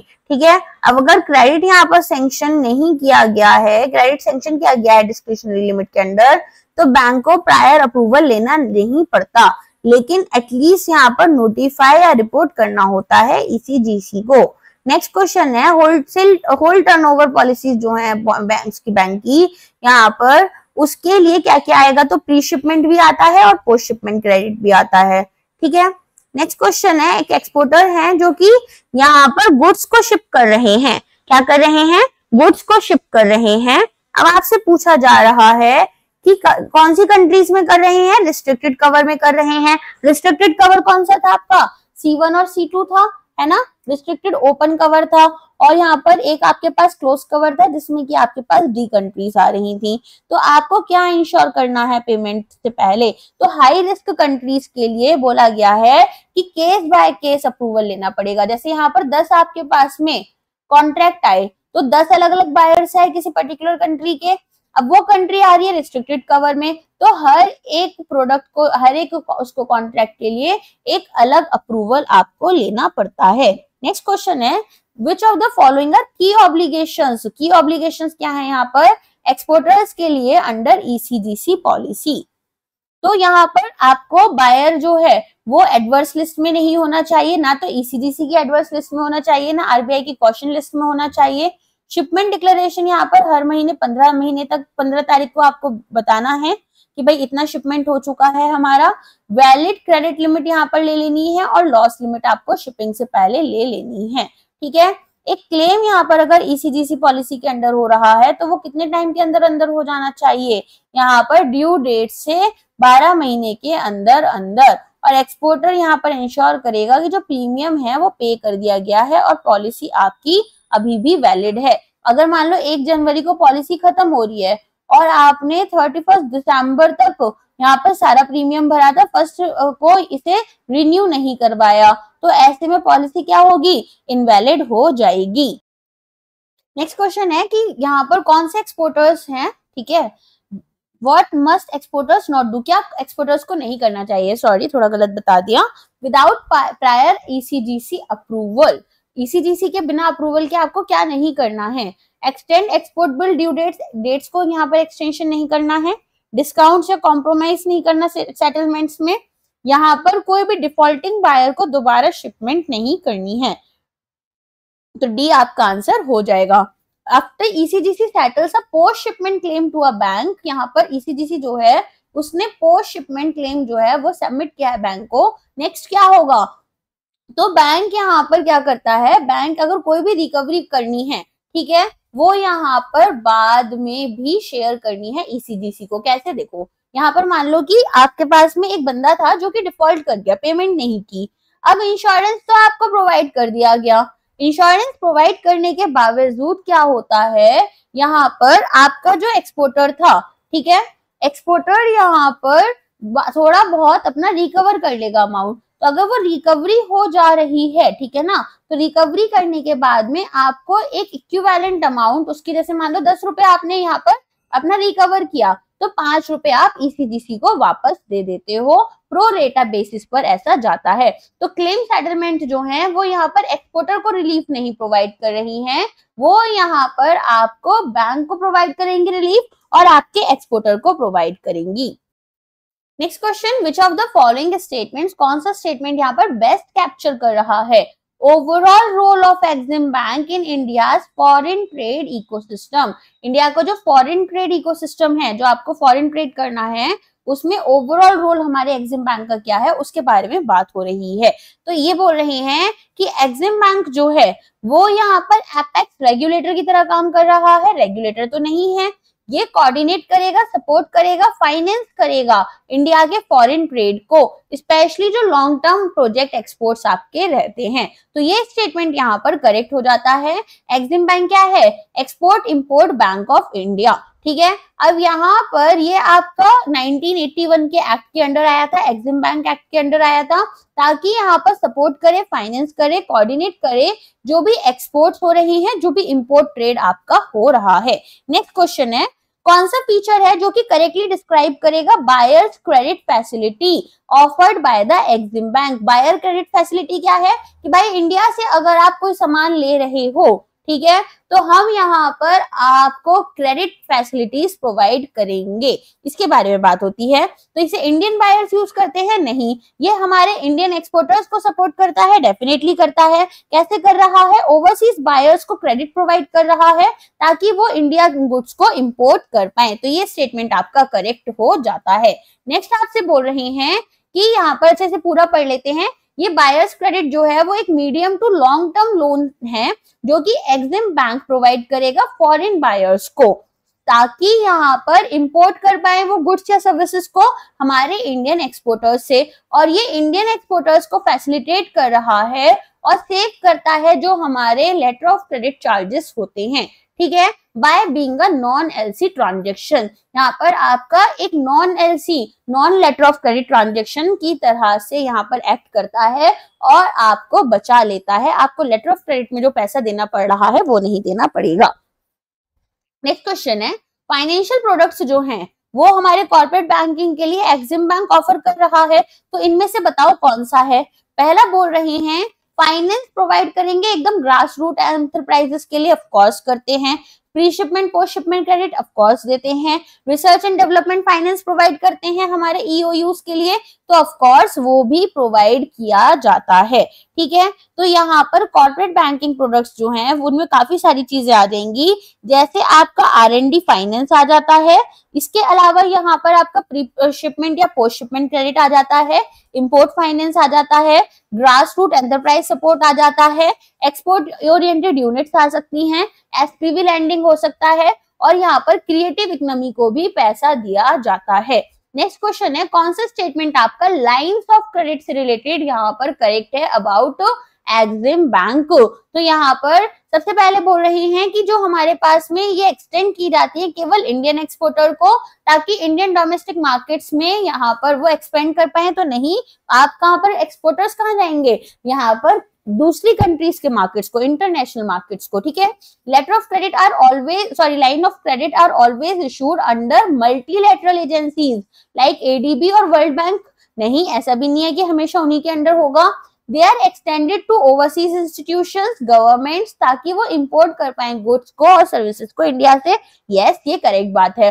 जैसे यहाँ पर कोई इंफ्रास्ट्रक्चर प्रोजेक्ट है, श्रीलंका में रोड्स बननी है, ठीक है, अब श्रीलंकन गवर्नमेंट से बोला जाएगा कि आप हमसे लोन लेकर हमारे यहाँ से रोड्स बनवा लो, हमें कोई दिक्कत नहीं होगी। तो ये हो जाता है एक तरीके से line of credit.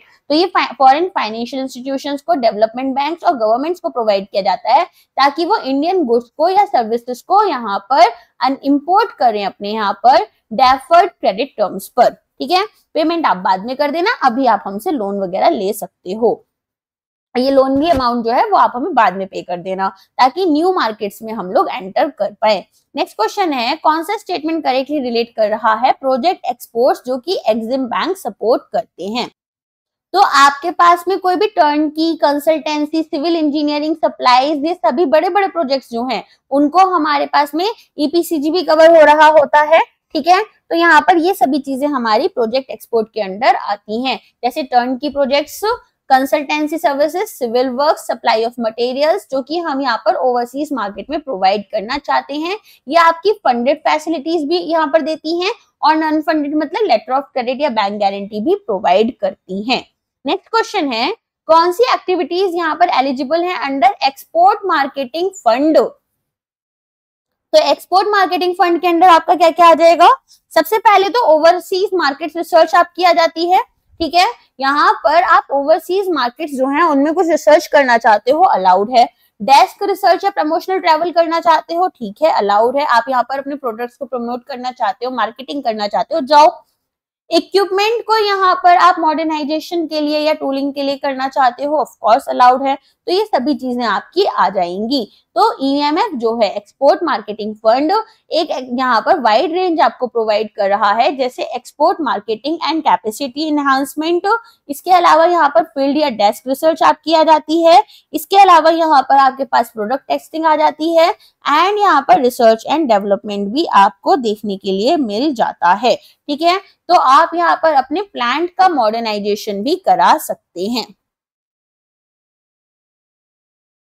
Next question है प्रोडक्ट लायबिलिटी इंश्योरेंस के बारे में। ठीक है, तो सबसे पहले तो आपको पता होना चाहिए कि प्रोडक्ट लायबिलिटी इंश्योरेंस जो है वो क्या है और किसका प्रोग्राम है। तो ये यहाँ पर ये एक्सिम बैंक जो है उसका एक प्रोग्राम है जो कि चाहता है जो हमारे इंडियन एक्सपोर्टर्स हैं, ठीक है, हमारे सभी इंडियन एक्सपोर्टर्स जो कि OEC कंट्रीज को टारगेट कर रहे हैं, उनके लिए ये प्रोडक्ट लाया जाए, जहां प्रोडक्ट की जो लायबिलिटी है, ठीक है, वहां पर प्रोडक्ट लायबिलिटी कॉन्शियसनेस काफी हाई रहे, PLI प्रीमियम जो है, ठीक है, प्रीमियम कॉस्ट हमारी शेयर्ड रहे, और हम एक्सपोर्टर्स को हेल्प कर पाए कि वो प्राइस कॉम्पिटिटिव रहे। इसी के लिए हम क्या यूज करते हैं, इसी के लिए हम यहाँ पर हमारा प्रोडक्ट लायबिलिटी इंश्योरेंस यूज करते हैं। थोड़ा सा प्रोडक्ट लायबिलिटी इंश्योरेंस के बारे में वैसे बता देती हूँ। तो देखो यहाँ पर क्या होता है, यहाँ पर डेवलप्ड कंट्रीज जो होती हैं, ठीक है, उनमें आप देखोगे कि प्रोडक्ट लायबिलिटी कॉन्शियसनेस होती है कि भाई यहाँ पर जो पब्लिक है वो ये देखती है कि जितनी भी लिटिगेशंस हैं और उनसे रिलेटेड बहुत हाई अवार्ड्स मिलते हैं, तो एक्सपोर्टर्स को बोला जाता है कि ऐसे जो रिस्क हैं इनसे आप खुद को बचा कर रखो। ऐसी सिचुएशन में कि भाई हमारे पास, जैसे आप देखते हो ना, बहुत बार केस लगा देते हैं कि भाई एडवर्टीजमेंट में ये दिखाया था, ये एक्चुअल में मिला, तो इसी वजह से जो कॉस्ट होती है PLI प्रीमियम की, ये भी बहुत हाई होती है। लेकिन यहाँ पर जो मार्केट एंट्री एफर्ट्स हैं उनके लिए कहीं ना कहीं डेटरेंट बन जाती है, क्योंकि ओवरऑल कॉस्ट आपके प्रोडक्ट्स की बढ़ जाएगी। इसीलिए यहाँ पर हम बेसिकली एक ऐसी प्रैक्टिस ट्राई करते हैं कि हम हमारे इंडियन एक्सपोर्टर्स को कुछ भी तरीके से करके बचा पाए। ठीक है, तो इसी के लिए हमारे पास क्या आता है, PLI आता है। अच्छा, एक बहुत इंपॉर्टेंट ना, इसके अलावा हमारे पास होता है export vendor development lending programme. तो यहाँ पर क्या होता है, यहाँ पर हमारे पास में जो गुड्स है, ठीक है, एक पर्टिकुलर एक्सपोर्टर है, अब वो सारे गुड्स खुद से नहीं बना रहा, उसने क्या किया, असेंबल करके एक्सपोर्ट करनी है कोई चीज, तो अलग अलग वेंडर्स से अलग अलग प्रोडक्ट्स लेगा। जैसे कोई कार है, ठीक है, इंजन कहीं और से लिया, पेंट कहीं और से लिया, सीट्स कहीं और से ली, और अपने यहाँ पर अच्छे से असेंबलिंग करवाई और फिर यहाँ पर एक्सपोर्ट किया। तो ऐसी सिचुएशन में हम बोल सकते हैं कि ये जो वेंडर्स हैं ये भी एक्सपोर्ट करवा रहे हैं, लेकिन इनडायरेक्ट एक्सपोर्ट हो रहा है इनके यहाँ से। तो इनको कवर करने के लिए हमारे पास में आता है export vendor development lending programme, ठीक है, जो कि एक्सपोर्टर्स को हेल्प कर रहा है कि आप यहाँ पर अपने वेंडर्स के डेवलपमेंट में कहीं ना कहीं सपोर्ट प्रोवाइड करो। तो ये रुपी लोन्स प्रोवाइड करते हैं हमारे वेंडर डेवलपमेंट प्लान्स के लिए। और यहाँ पर बेसिकली आप क्या कर सकते हो, यहाँ पर आपको बोला जाता है कि आप प्रोडक्शन मशीनरीज को एक्वायर कर लो, या फिर टूल्स को, मोल्ड्स को, इन सब को परचेज कर सकते हो, कोर वर्किंग कैपिटल ले सकते हैं, या फिर सॉफ्ट एक्सपेंडिचर जो है वो आपके जैसे वेंडर्स की ट्रेनिंग करनी है, टेक्निकल असिस्टेंस प्रोवाइड करना है वेंडर्स को, तो ये उन सभी चीजों के लिए होता है। बट ये कैसा होता है, ये एक्सपोर्टर स्पेसिफिक होता है, ठीक है, और यहाँ पर आपको लार्ज वॉल्यूम में आउटसोर्सिंग कर रहे हो, इसीलिए ये आपको प्रोवाइड किया जाता है। ठीक, चलो अब यहाँ पर बात हो रही है ओवरसीज इन्वेस्टमेंट फाइनेंस की, कि भाई ओवरसीज इन्वेस्टमेंट फाइनेंस से रिलेटेड कौन सा स्टेटमेंट आपका करेक्ट है। तो अभी हमने थोड़ी देर पहले देखा था ओवरसीज इन्वेस्टमेंट फाइनेंस में क्या होता है, यहाँ पर आप इंडियन कंपनीज जो हैं वो अगर फॉरेन एसेट्स को परचेज करना चाहती हैं तो उनको यहाँ पर हम कवर कर रहे होते हैं, ताकि वो अब्रॉड में इन्वेस्टमेंट्स कर पाए स्ट्रेटेजिक रीजंस के लिए। ठीक है, तो इनको यहाँ पर सपोर्ट करने के लिए ही हमारे पास में क्या आता है, ओवरसीज इन्वेस्टमेंट फाइनेंस। इनको भी कौन प्रोवाइड कर रहा है, एक्सिम बैंक ही प्रोवाइड करता है, ताकि इंडियन इकोनॉमिक ग्रोथ जो है उसको हम यहाँ पर बूस्ट कर पाए, बढ़ा पाए। नेक्स्ट क्वेश्चन आपका आता है export vendor development lending programme से रिलेटेड। तो जैसा मैंने आपको बताया था, यहाँ पर हम क्या करते हैं, ट्रेनिंग या टेक्निकल असिस्टेंस प्रोवाइड कर रही है वेंडर्स को। ठीक है, फाइनेंस यहाँ पर हम फॉरेन कंट्रीज में नहीं प्रोवाइड कर रहे, तो ये बेसिकली हम क्या चाहते हैं कि जो हमारे बैकवर्ड लिंकेजेस हैं, भाई किसी ने इंजन बनाया, किसी ने सीट्स, किसी ने कुछ किया और यहाँ पर असेंबल होकर एक्सपोर्ट करा गया, तो ये जो लोग हैं ये क्या है, ये बैकवर्ड लिंकेजेस हैं, इनको यहाँ पर स्ट्रेंथन करने के लिए कि इनको बेस्ट मशीनरीज खरीद पाए, बेस्ट टेक्नोलॉजीज इनके पास हो, इसीलिए हम इनको कवर कर रहे होते हैं। ये एक तरीके का इनडायरेक्ट एक्सपोर्ट हमें कर रहे हैं। ठीक है, तो यहाँ पर असिस्टेंस हम परचेस में, प्रोडक्शन की मशीनरी के लिए, वेंडर ट्रेनिंग के लिए, सॉफ्ट स्किल डेवलपमेंट, इन सब में प्रोवाइड करते हैं। नेक्स्ट क्वेश्चन आपसे बोल रहे हैं इनमें से कौन सी सर्विस हमारा एक्सिम बैंक प्रोवाइड नहीं करता। फॉरेन करेंसी में फाइनेंसिंग प्रोवाइड कर देते हैं, credit insurance against buyer default ECGC करता है ये काम, ठीक है, ये नहीं करते। ओवरसीज इन्वेस्टमेंट इक्विटी सपोर्ट कर देते हैं, इंपोर्ट लोन हमारे फॉरेन प्रोजेक्ट्स के लिए यहाँ पर प्रोवाइड कर देते हैं। नेक्स्ट क्वेश्चन है under line of credit programme by EXIM bank, कौन सा स्टेटमेंट जो है वो यहाँ पर एक करेक्ट स्टेटमेंट नहीं होगा। तो सबसे पहले बोल रहे हैं एक्सपोर्टर रिसीव करते हैं इंस्टेंट पेमेंट, कहां से इंस्टेंट पेमेंट चाहिए इनको, एक्सिम बैंक से, upon shipment and document submission. तो ये स्टेटमेंट इनकरेक्ट है या करेक्ट है।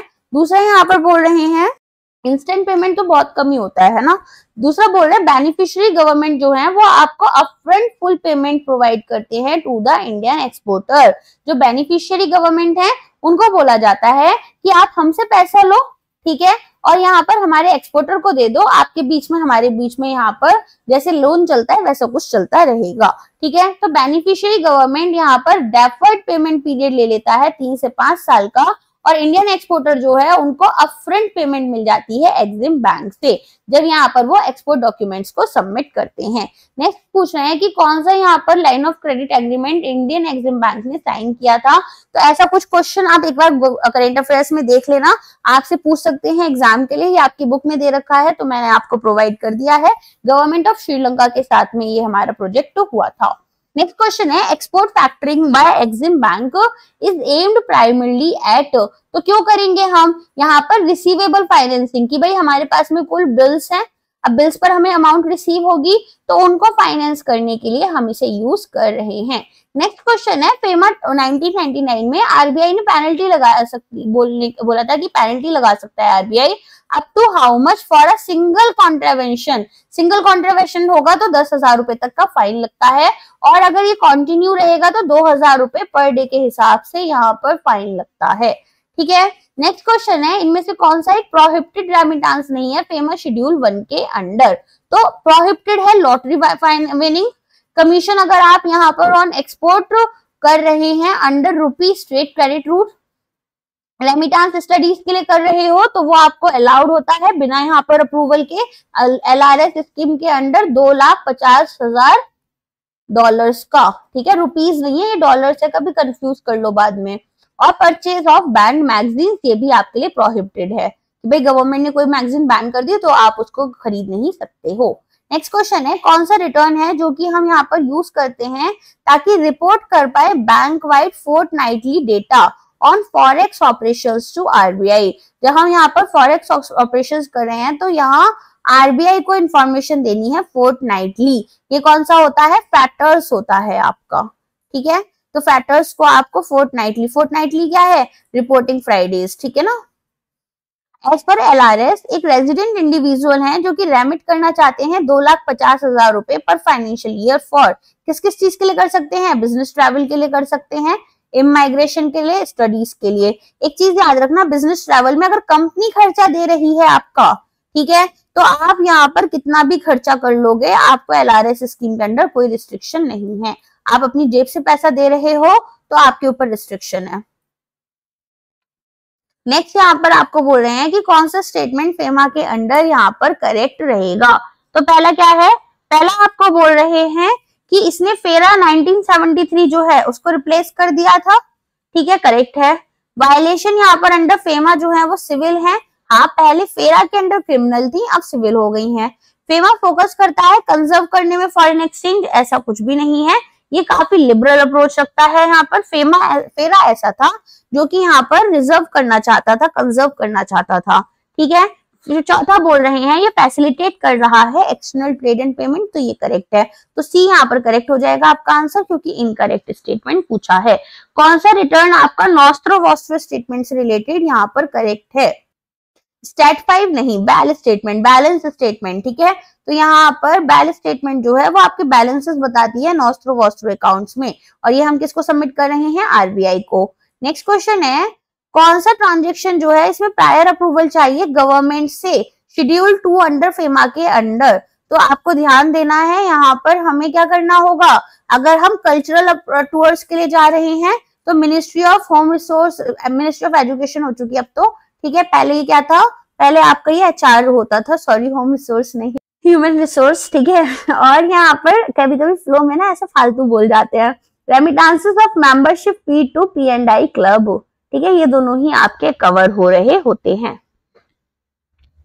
फेमा के अंदर आपसे पूछा जा रहा है what is the maximum permissible gift remittance, कितना दे सकते हैं आप, यहाँ पर 2,50,000 रुपए तक, डॉलर्स तक का ही गिफ्ट बेसिकली डोनर जो है, डोनर यहाँ पर डोनेट कर सकते हैं, डोनर। ठीक है, which of the following is not considered a permissible purpose under FEMA, यहाँ पर कौन सा एक परमिसिबल पर्पस नहीं है, डोनेशन तो कर सकते हैं, बैंड मैगजीन्स को नहीं कर सकते सब्सक्राइब, तो ये आपका आंसर हो जाएगा।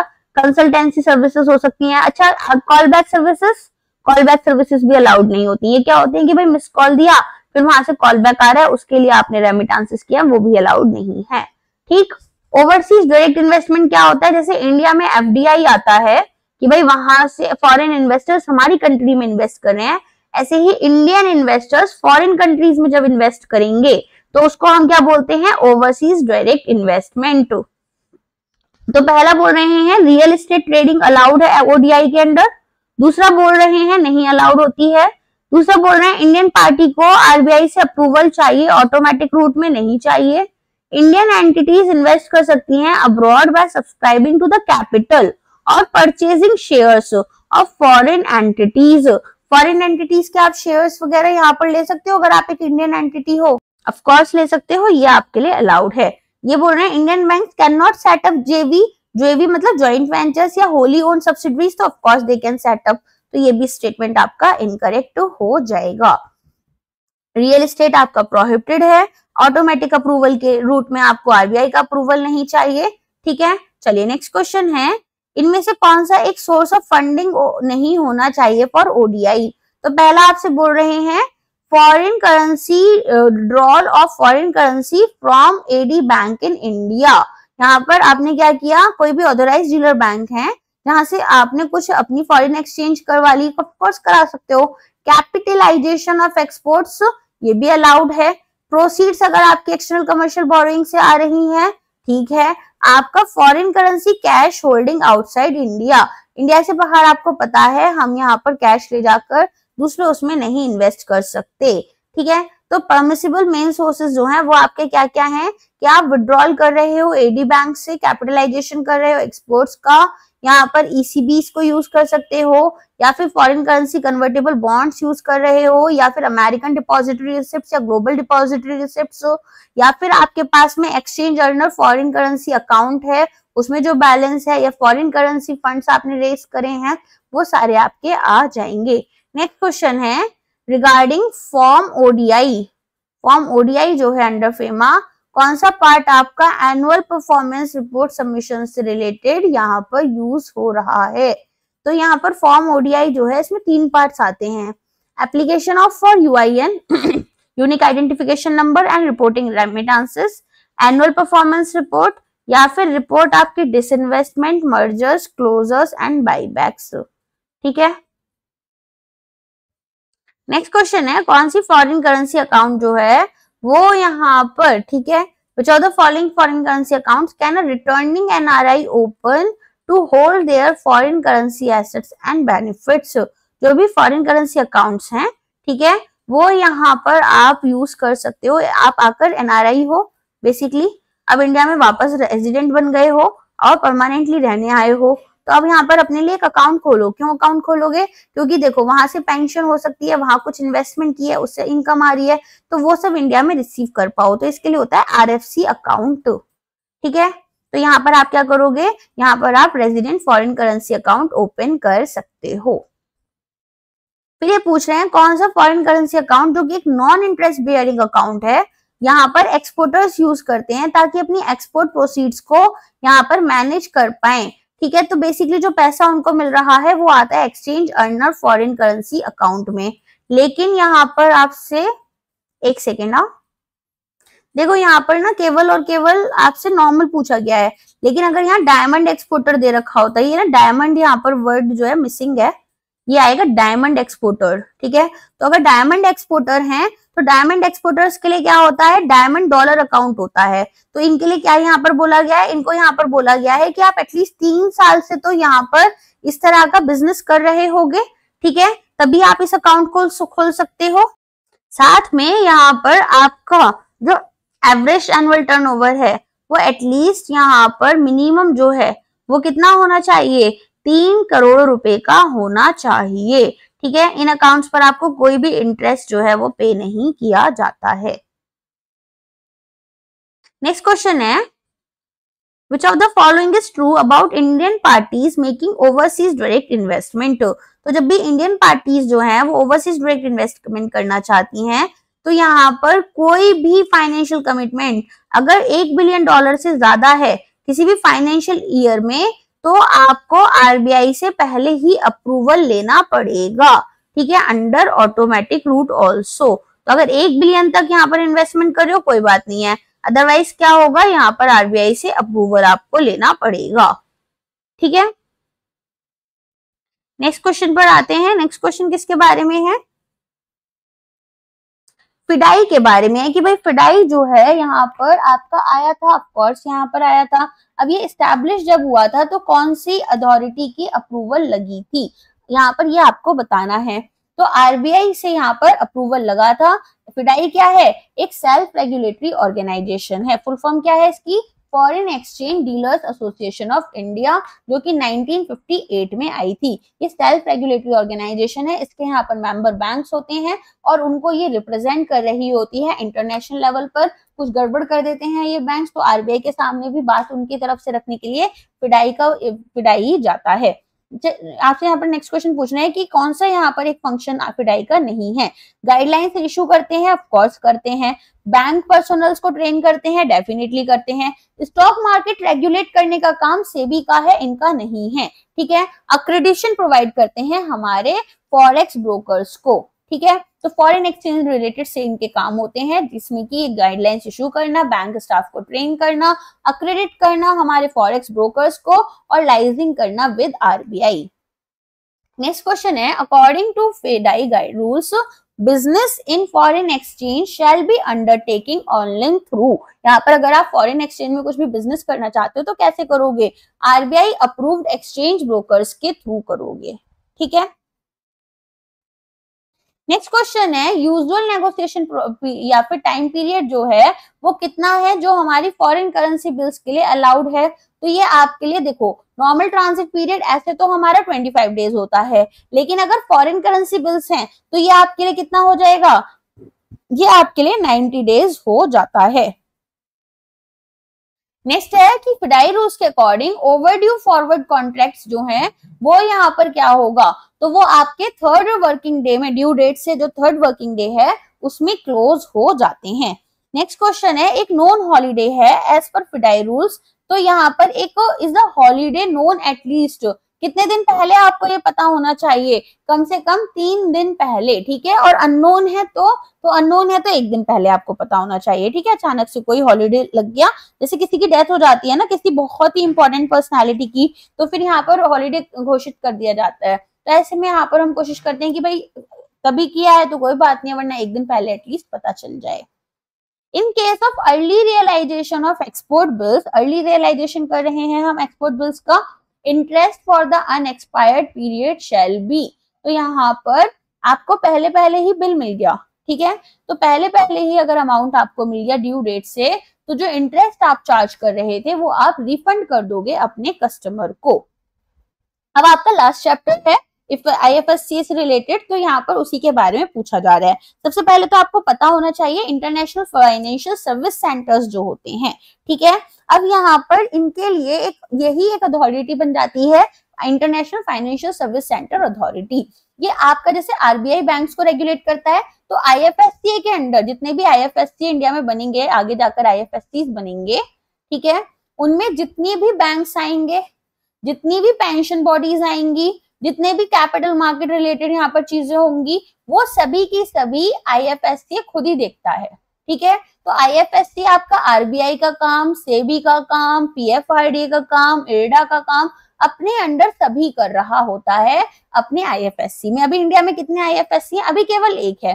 तो यहाँ पर गिफ्ट सिटी है कहाँ पर, गांधीनगर में। तो गिफ्ट सिटी गांधीनगर में होने वाले सभी हमारे पेंशन रेगुलेशन से रिलेटेड, या फिर आपका इंश्योरेंस रेगुलेशन से रिलेटेड, या फिर कैपिटल मार्केट या बैंक से रिलेटेड, सारी चीजें कौन देख रहा है, आपका आईएफएससी देख रहा होता है, ठीक है। तो आईएफएससी जो है वो एस्टैब्लिश हुआ था as a unified regulator for financial product services and institutions, ठीक। तो रेगुलेशन जो है वो हमारी फ्रेगमेंट हो गई थी आरबीआई, सेबी, इरडा और पीएफआरडी के बीच में। इसका हेडक्वार्टर कहां पर है, गांधीनगर गुजरात में है, ना कि मुंबई में है। नेक्स्ट क्वेश्चन है, what is the minimum regulatory capital that the parent bank must maintain to set up an international banking unit. तो ये अमाउंट आपकी कितनी है, ये है आपकी $20 मिलियन, ठीक है। नेक्स्ट क्वेश्चन है, कौन सी रिजर्व रिक्वायरमेंट्स आईबीयूज जो हैं उन्हें मेंटेन करनी है। तो देखो, जो भी आईएफएससी में नए बैंक्स खुल रहे हैं वो हो गए इंटरनेशनल बैंकिंग यूनिट्स, लेकिन जैसे एसबीआई ने अपनी ब्रांच खोल ली, एचडीएफसी ने खोल ली, बट इनको यहाँ पर सीआरआर एसएलआर मैनेज नहीं करना, ठीक है। इनको केवल लिक्विडिटी कवरेज रेशियो और नेट स्टेबल फंडिंग रेशियो ही मेंटेन करना होगा, ठीक है, जो मिनिमम कितना होना चाहिए, 100% होना चाहिए। नेक्स्ट क्वेश्चन है, कौन सी करेंसी है यहाँ पर जो इंटरनेशनल बैंकिंग यूनिट्स को यूज करनी चाहिए अपने ट्रांजेक्शन्स के लिए? तो आपका नॉन आईएनआर अकाउंट ही आप यूज कर सकते हो, इंडियन रुपीज आप यूज नहीं कर सकते हो। कोशिश करो फ्रीली कन्वर्टेबल करेंसी हो तो फॉरेन करेंसी ही आप यूज कर सकते हैं। क्या यहाँ पर एक्टिविटी परमिटेड नहीं है इंटरनेशनल बैंकिंग यूनिट्स के अंदर? तो सबसे पहले बोल रहे हैं फॉरेन करेंसी करेंट अकाउंट्स खोलना, ऑफ कोर्स खोल सकते हो। पार्टिसिपेट करना Indian domestic call money market में, ये अलाउड नहीं होगा। फैक्टरिंग फॉरफिटिंग उनके एक्सपोर्ट रिसीवेबल्स के लिए कर सकते हैं। अंडर राइटर्स की तरह एक्ट कर सकते हैं, ये याद रखना, फॉर आईएनआर डिनोमिनेटेड ओवरसीज, ठीक है। सिर्फ और सिर्फ क्या अलाउड नहीं है यहाँ पर कि आप या तो रुपी अकाउंट नहीं खोल सकते हो, आप इंटरेस्ट बेयरिंग अकाउंट्स नहीं खोल सकते हो, आप सेविंग अकाउंट्स नहीं खोल सकते हो, ठीक है, रुपीज में और वैसे भी, तो ये सारी चीजें हैं। नेक्स्ट क्वेश्चन है, what is the exposure ceiling for an IBU in case of single borrower? अगर कोई एक सिंगल बोरोअर है तो ऐसी सिचुएशन में एक्सपोजर सीलिंग कितनी रहेगी? 5% हमारे पेरेंट बैंक के टीयर 1 कैपिटल की फॉर अ सिंगल बोरोअर, ठीक है। आपने किसी भी एक कॉर्पोरेट को लोन देना है और यहाँ पर एसबीआई की एक ब्रांच है आईएफएससी में, ठीक। अब यहाँ पर ये अगर एसबीआई के पास 100 करोड़ रुपए की नेटवर्थ है तो ये 5% से ज्यादा, इसके 100 करोड़ के 5% से ज्यादा क्या नहीं कर सकती है, मतलब 5 करोड़ से ज्यादा का एक्सपोजर किसी भी एक सिंगल हुआ तो उनके लिए 10 करोड़ से ज्यादा, ठीक है। इससे हम क्या कर रहे हैं, इससे हम यहाँ पर हमारा जो क्रेडिट रिस्क है उसे कंट्रोल करने की कोशिश कर रहे हैं, कंटेन करने की कोशिश कर रहे हैं। नेक्स्ट पूछ रहे हैं, कौन रेगुलेट और सुपरवाइज करता है इंटरनेशनल बैंकिंग यूनिट्स को इंडिया में? केवल यहाँ पर आरबीआई, लेकिन वो भी बाहर से, ठीक है ना, कि भाई इतना यहाँ पर आपके पेरेंट बैंक के पास में अमाउंट होना चाहिए, जैसे 20 मिलियन का हमने देखा था। इसके अलावा यहाँ पर आप एलसीआर और एनएसएफआर मेंटेन कर रहे हो या नहीं, लेकिन आपको ना सीआरआर ना एसएलआर ये सब कुछ नहीं करना। नेक्स्ट क्वेश्चन है, कौन सा स्टेटमेंट करेक्ट है आपका नॉस्ट्रो अकाउंट से रिलेटेड जो आईबीयूज मेंटेन कर रहे हैं? तो आईबीयूज क्या करते हैं, यहाँ पर सेपरेट नॉस्ट्रो अकाउंट्स रखते हैं अपनी ब्रांचेस से अलग, मतलब एसबीआई के हेडक्वार्टर्स ने अपना एक अकाउंट खुलवाया सिटी बैंक में, वो अलग होगा, और एसबीआई आईएफएससी में जो खोलेगा वो यहाँ पर अलग नॉस्ट्रो अकाउंट खोलेगा, ठीक है। तो यहाँ पर आईबीयूज को बोला गया है कि आप सेपरेट नॉस्ट्रो अकाउंट रखोगे करस्पॉन्डेंट बैंक के साथ में जो डिस्टिंक्ट हो, बिल्कुल अलग हो, जो कि यहाँ पर अदर ब्रांचेस सेम बैंक की होल्ड कर रख रही हैं। तो इससे यहाँ पर क्लियर अकाउंटिंग और रेगुलेटेशन मॉनिटरिंग हम कर पाएंगे। एंड इसके साथ में यहाँ पर आपका बीएफएम जो है इसका मॉड्यूल ए के सभी एमसीक्यूज हो गए हैं। अगर आप जून 2025 में एग्जाम दे रहे हैं या फिर आप नवंबर 2025 में एग्जाम दे रहे हैं, आपके लिए ये पार्ट बहुत इंपॉर्टेंट है, इसे स्किप मत करिएगा। दूसरी चीज ये है कि अब कोई यहाँ पर चेंजेस आते हैं तो वो मैं अलग से आपको बता दूंगी, अदरवाइज यहाँ पर क्योंकि स्टैटिक सिलेबस है तो आप इन वीडियोस को कभी भी देख सकते हैं। इतने लंबे समय तक मेरे साथ बने रहने के लिए, सभी मॉड्यूल्स को अच्छे से कवर करने के लिए थैंक यू सो मच। अगर अभी तक चैनल सब्सक्राइब नहीं करा है तो सब्सक्राइब डेफिनेटली करो, अपने दोस्तों को बताओ कि बीएफएम आपको एकदम फ्री में सारे case studies, MCQs, numericals, even concept classes भी मैं अभी आगे लेकर आऊंगी। मॉड्यूल ए हमने कवर कर लिया है तो आपको सभी चीजें यहाँ पर फ्री में मिलेंगी। Thank you so much.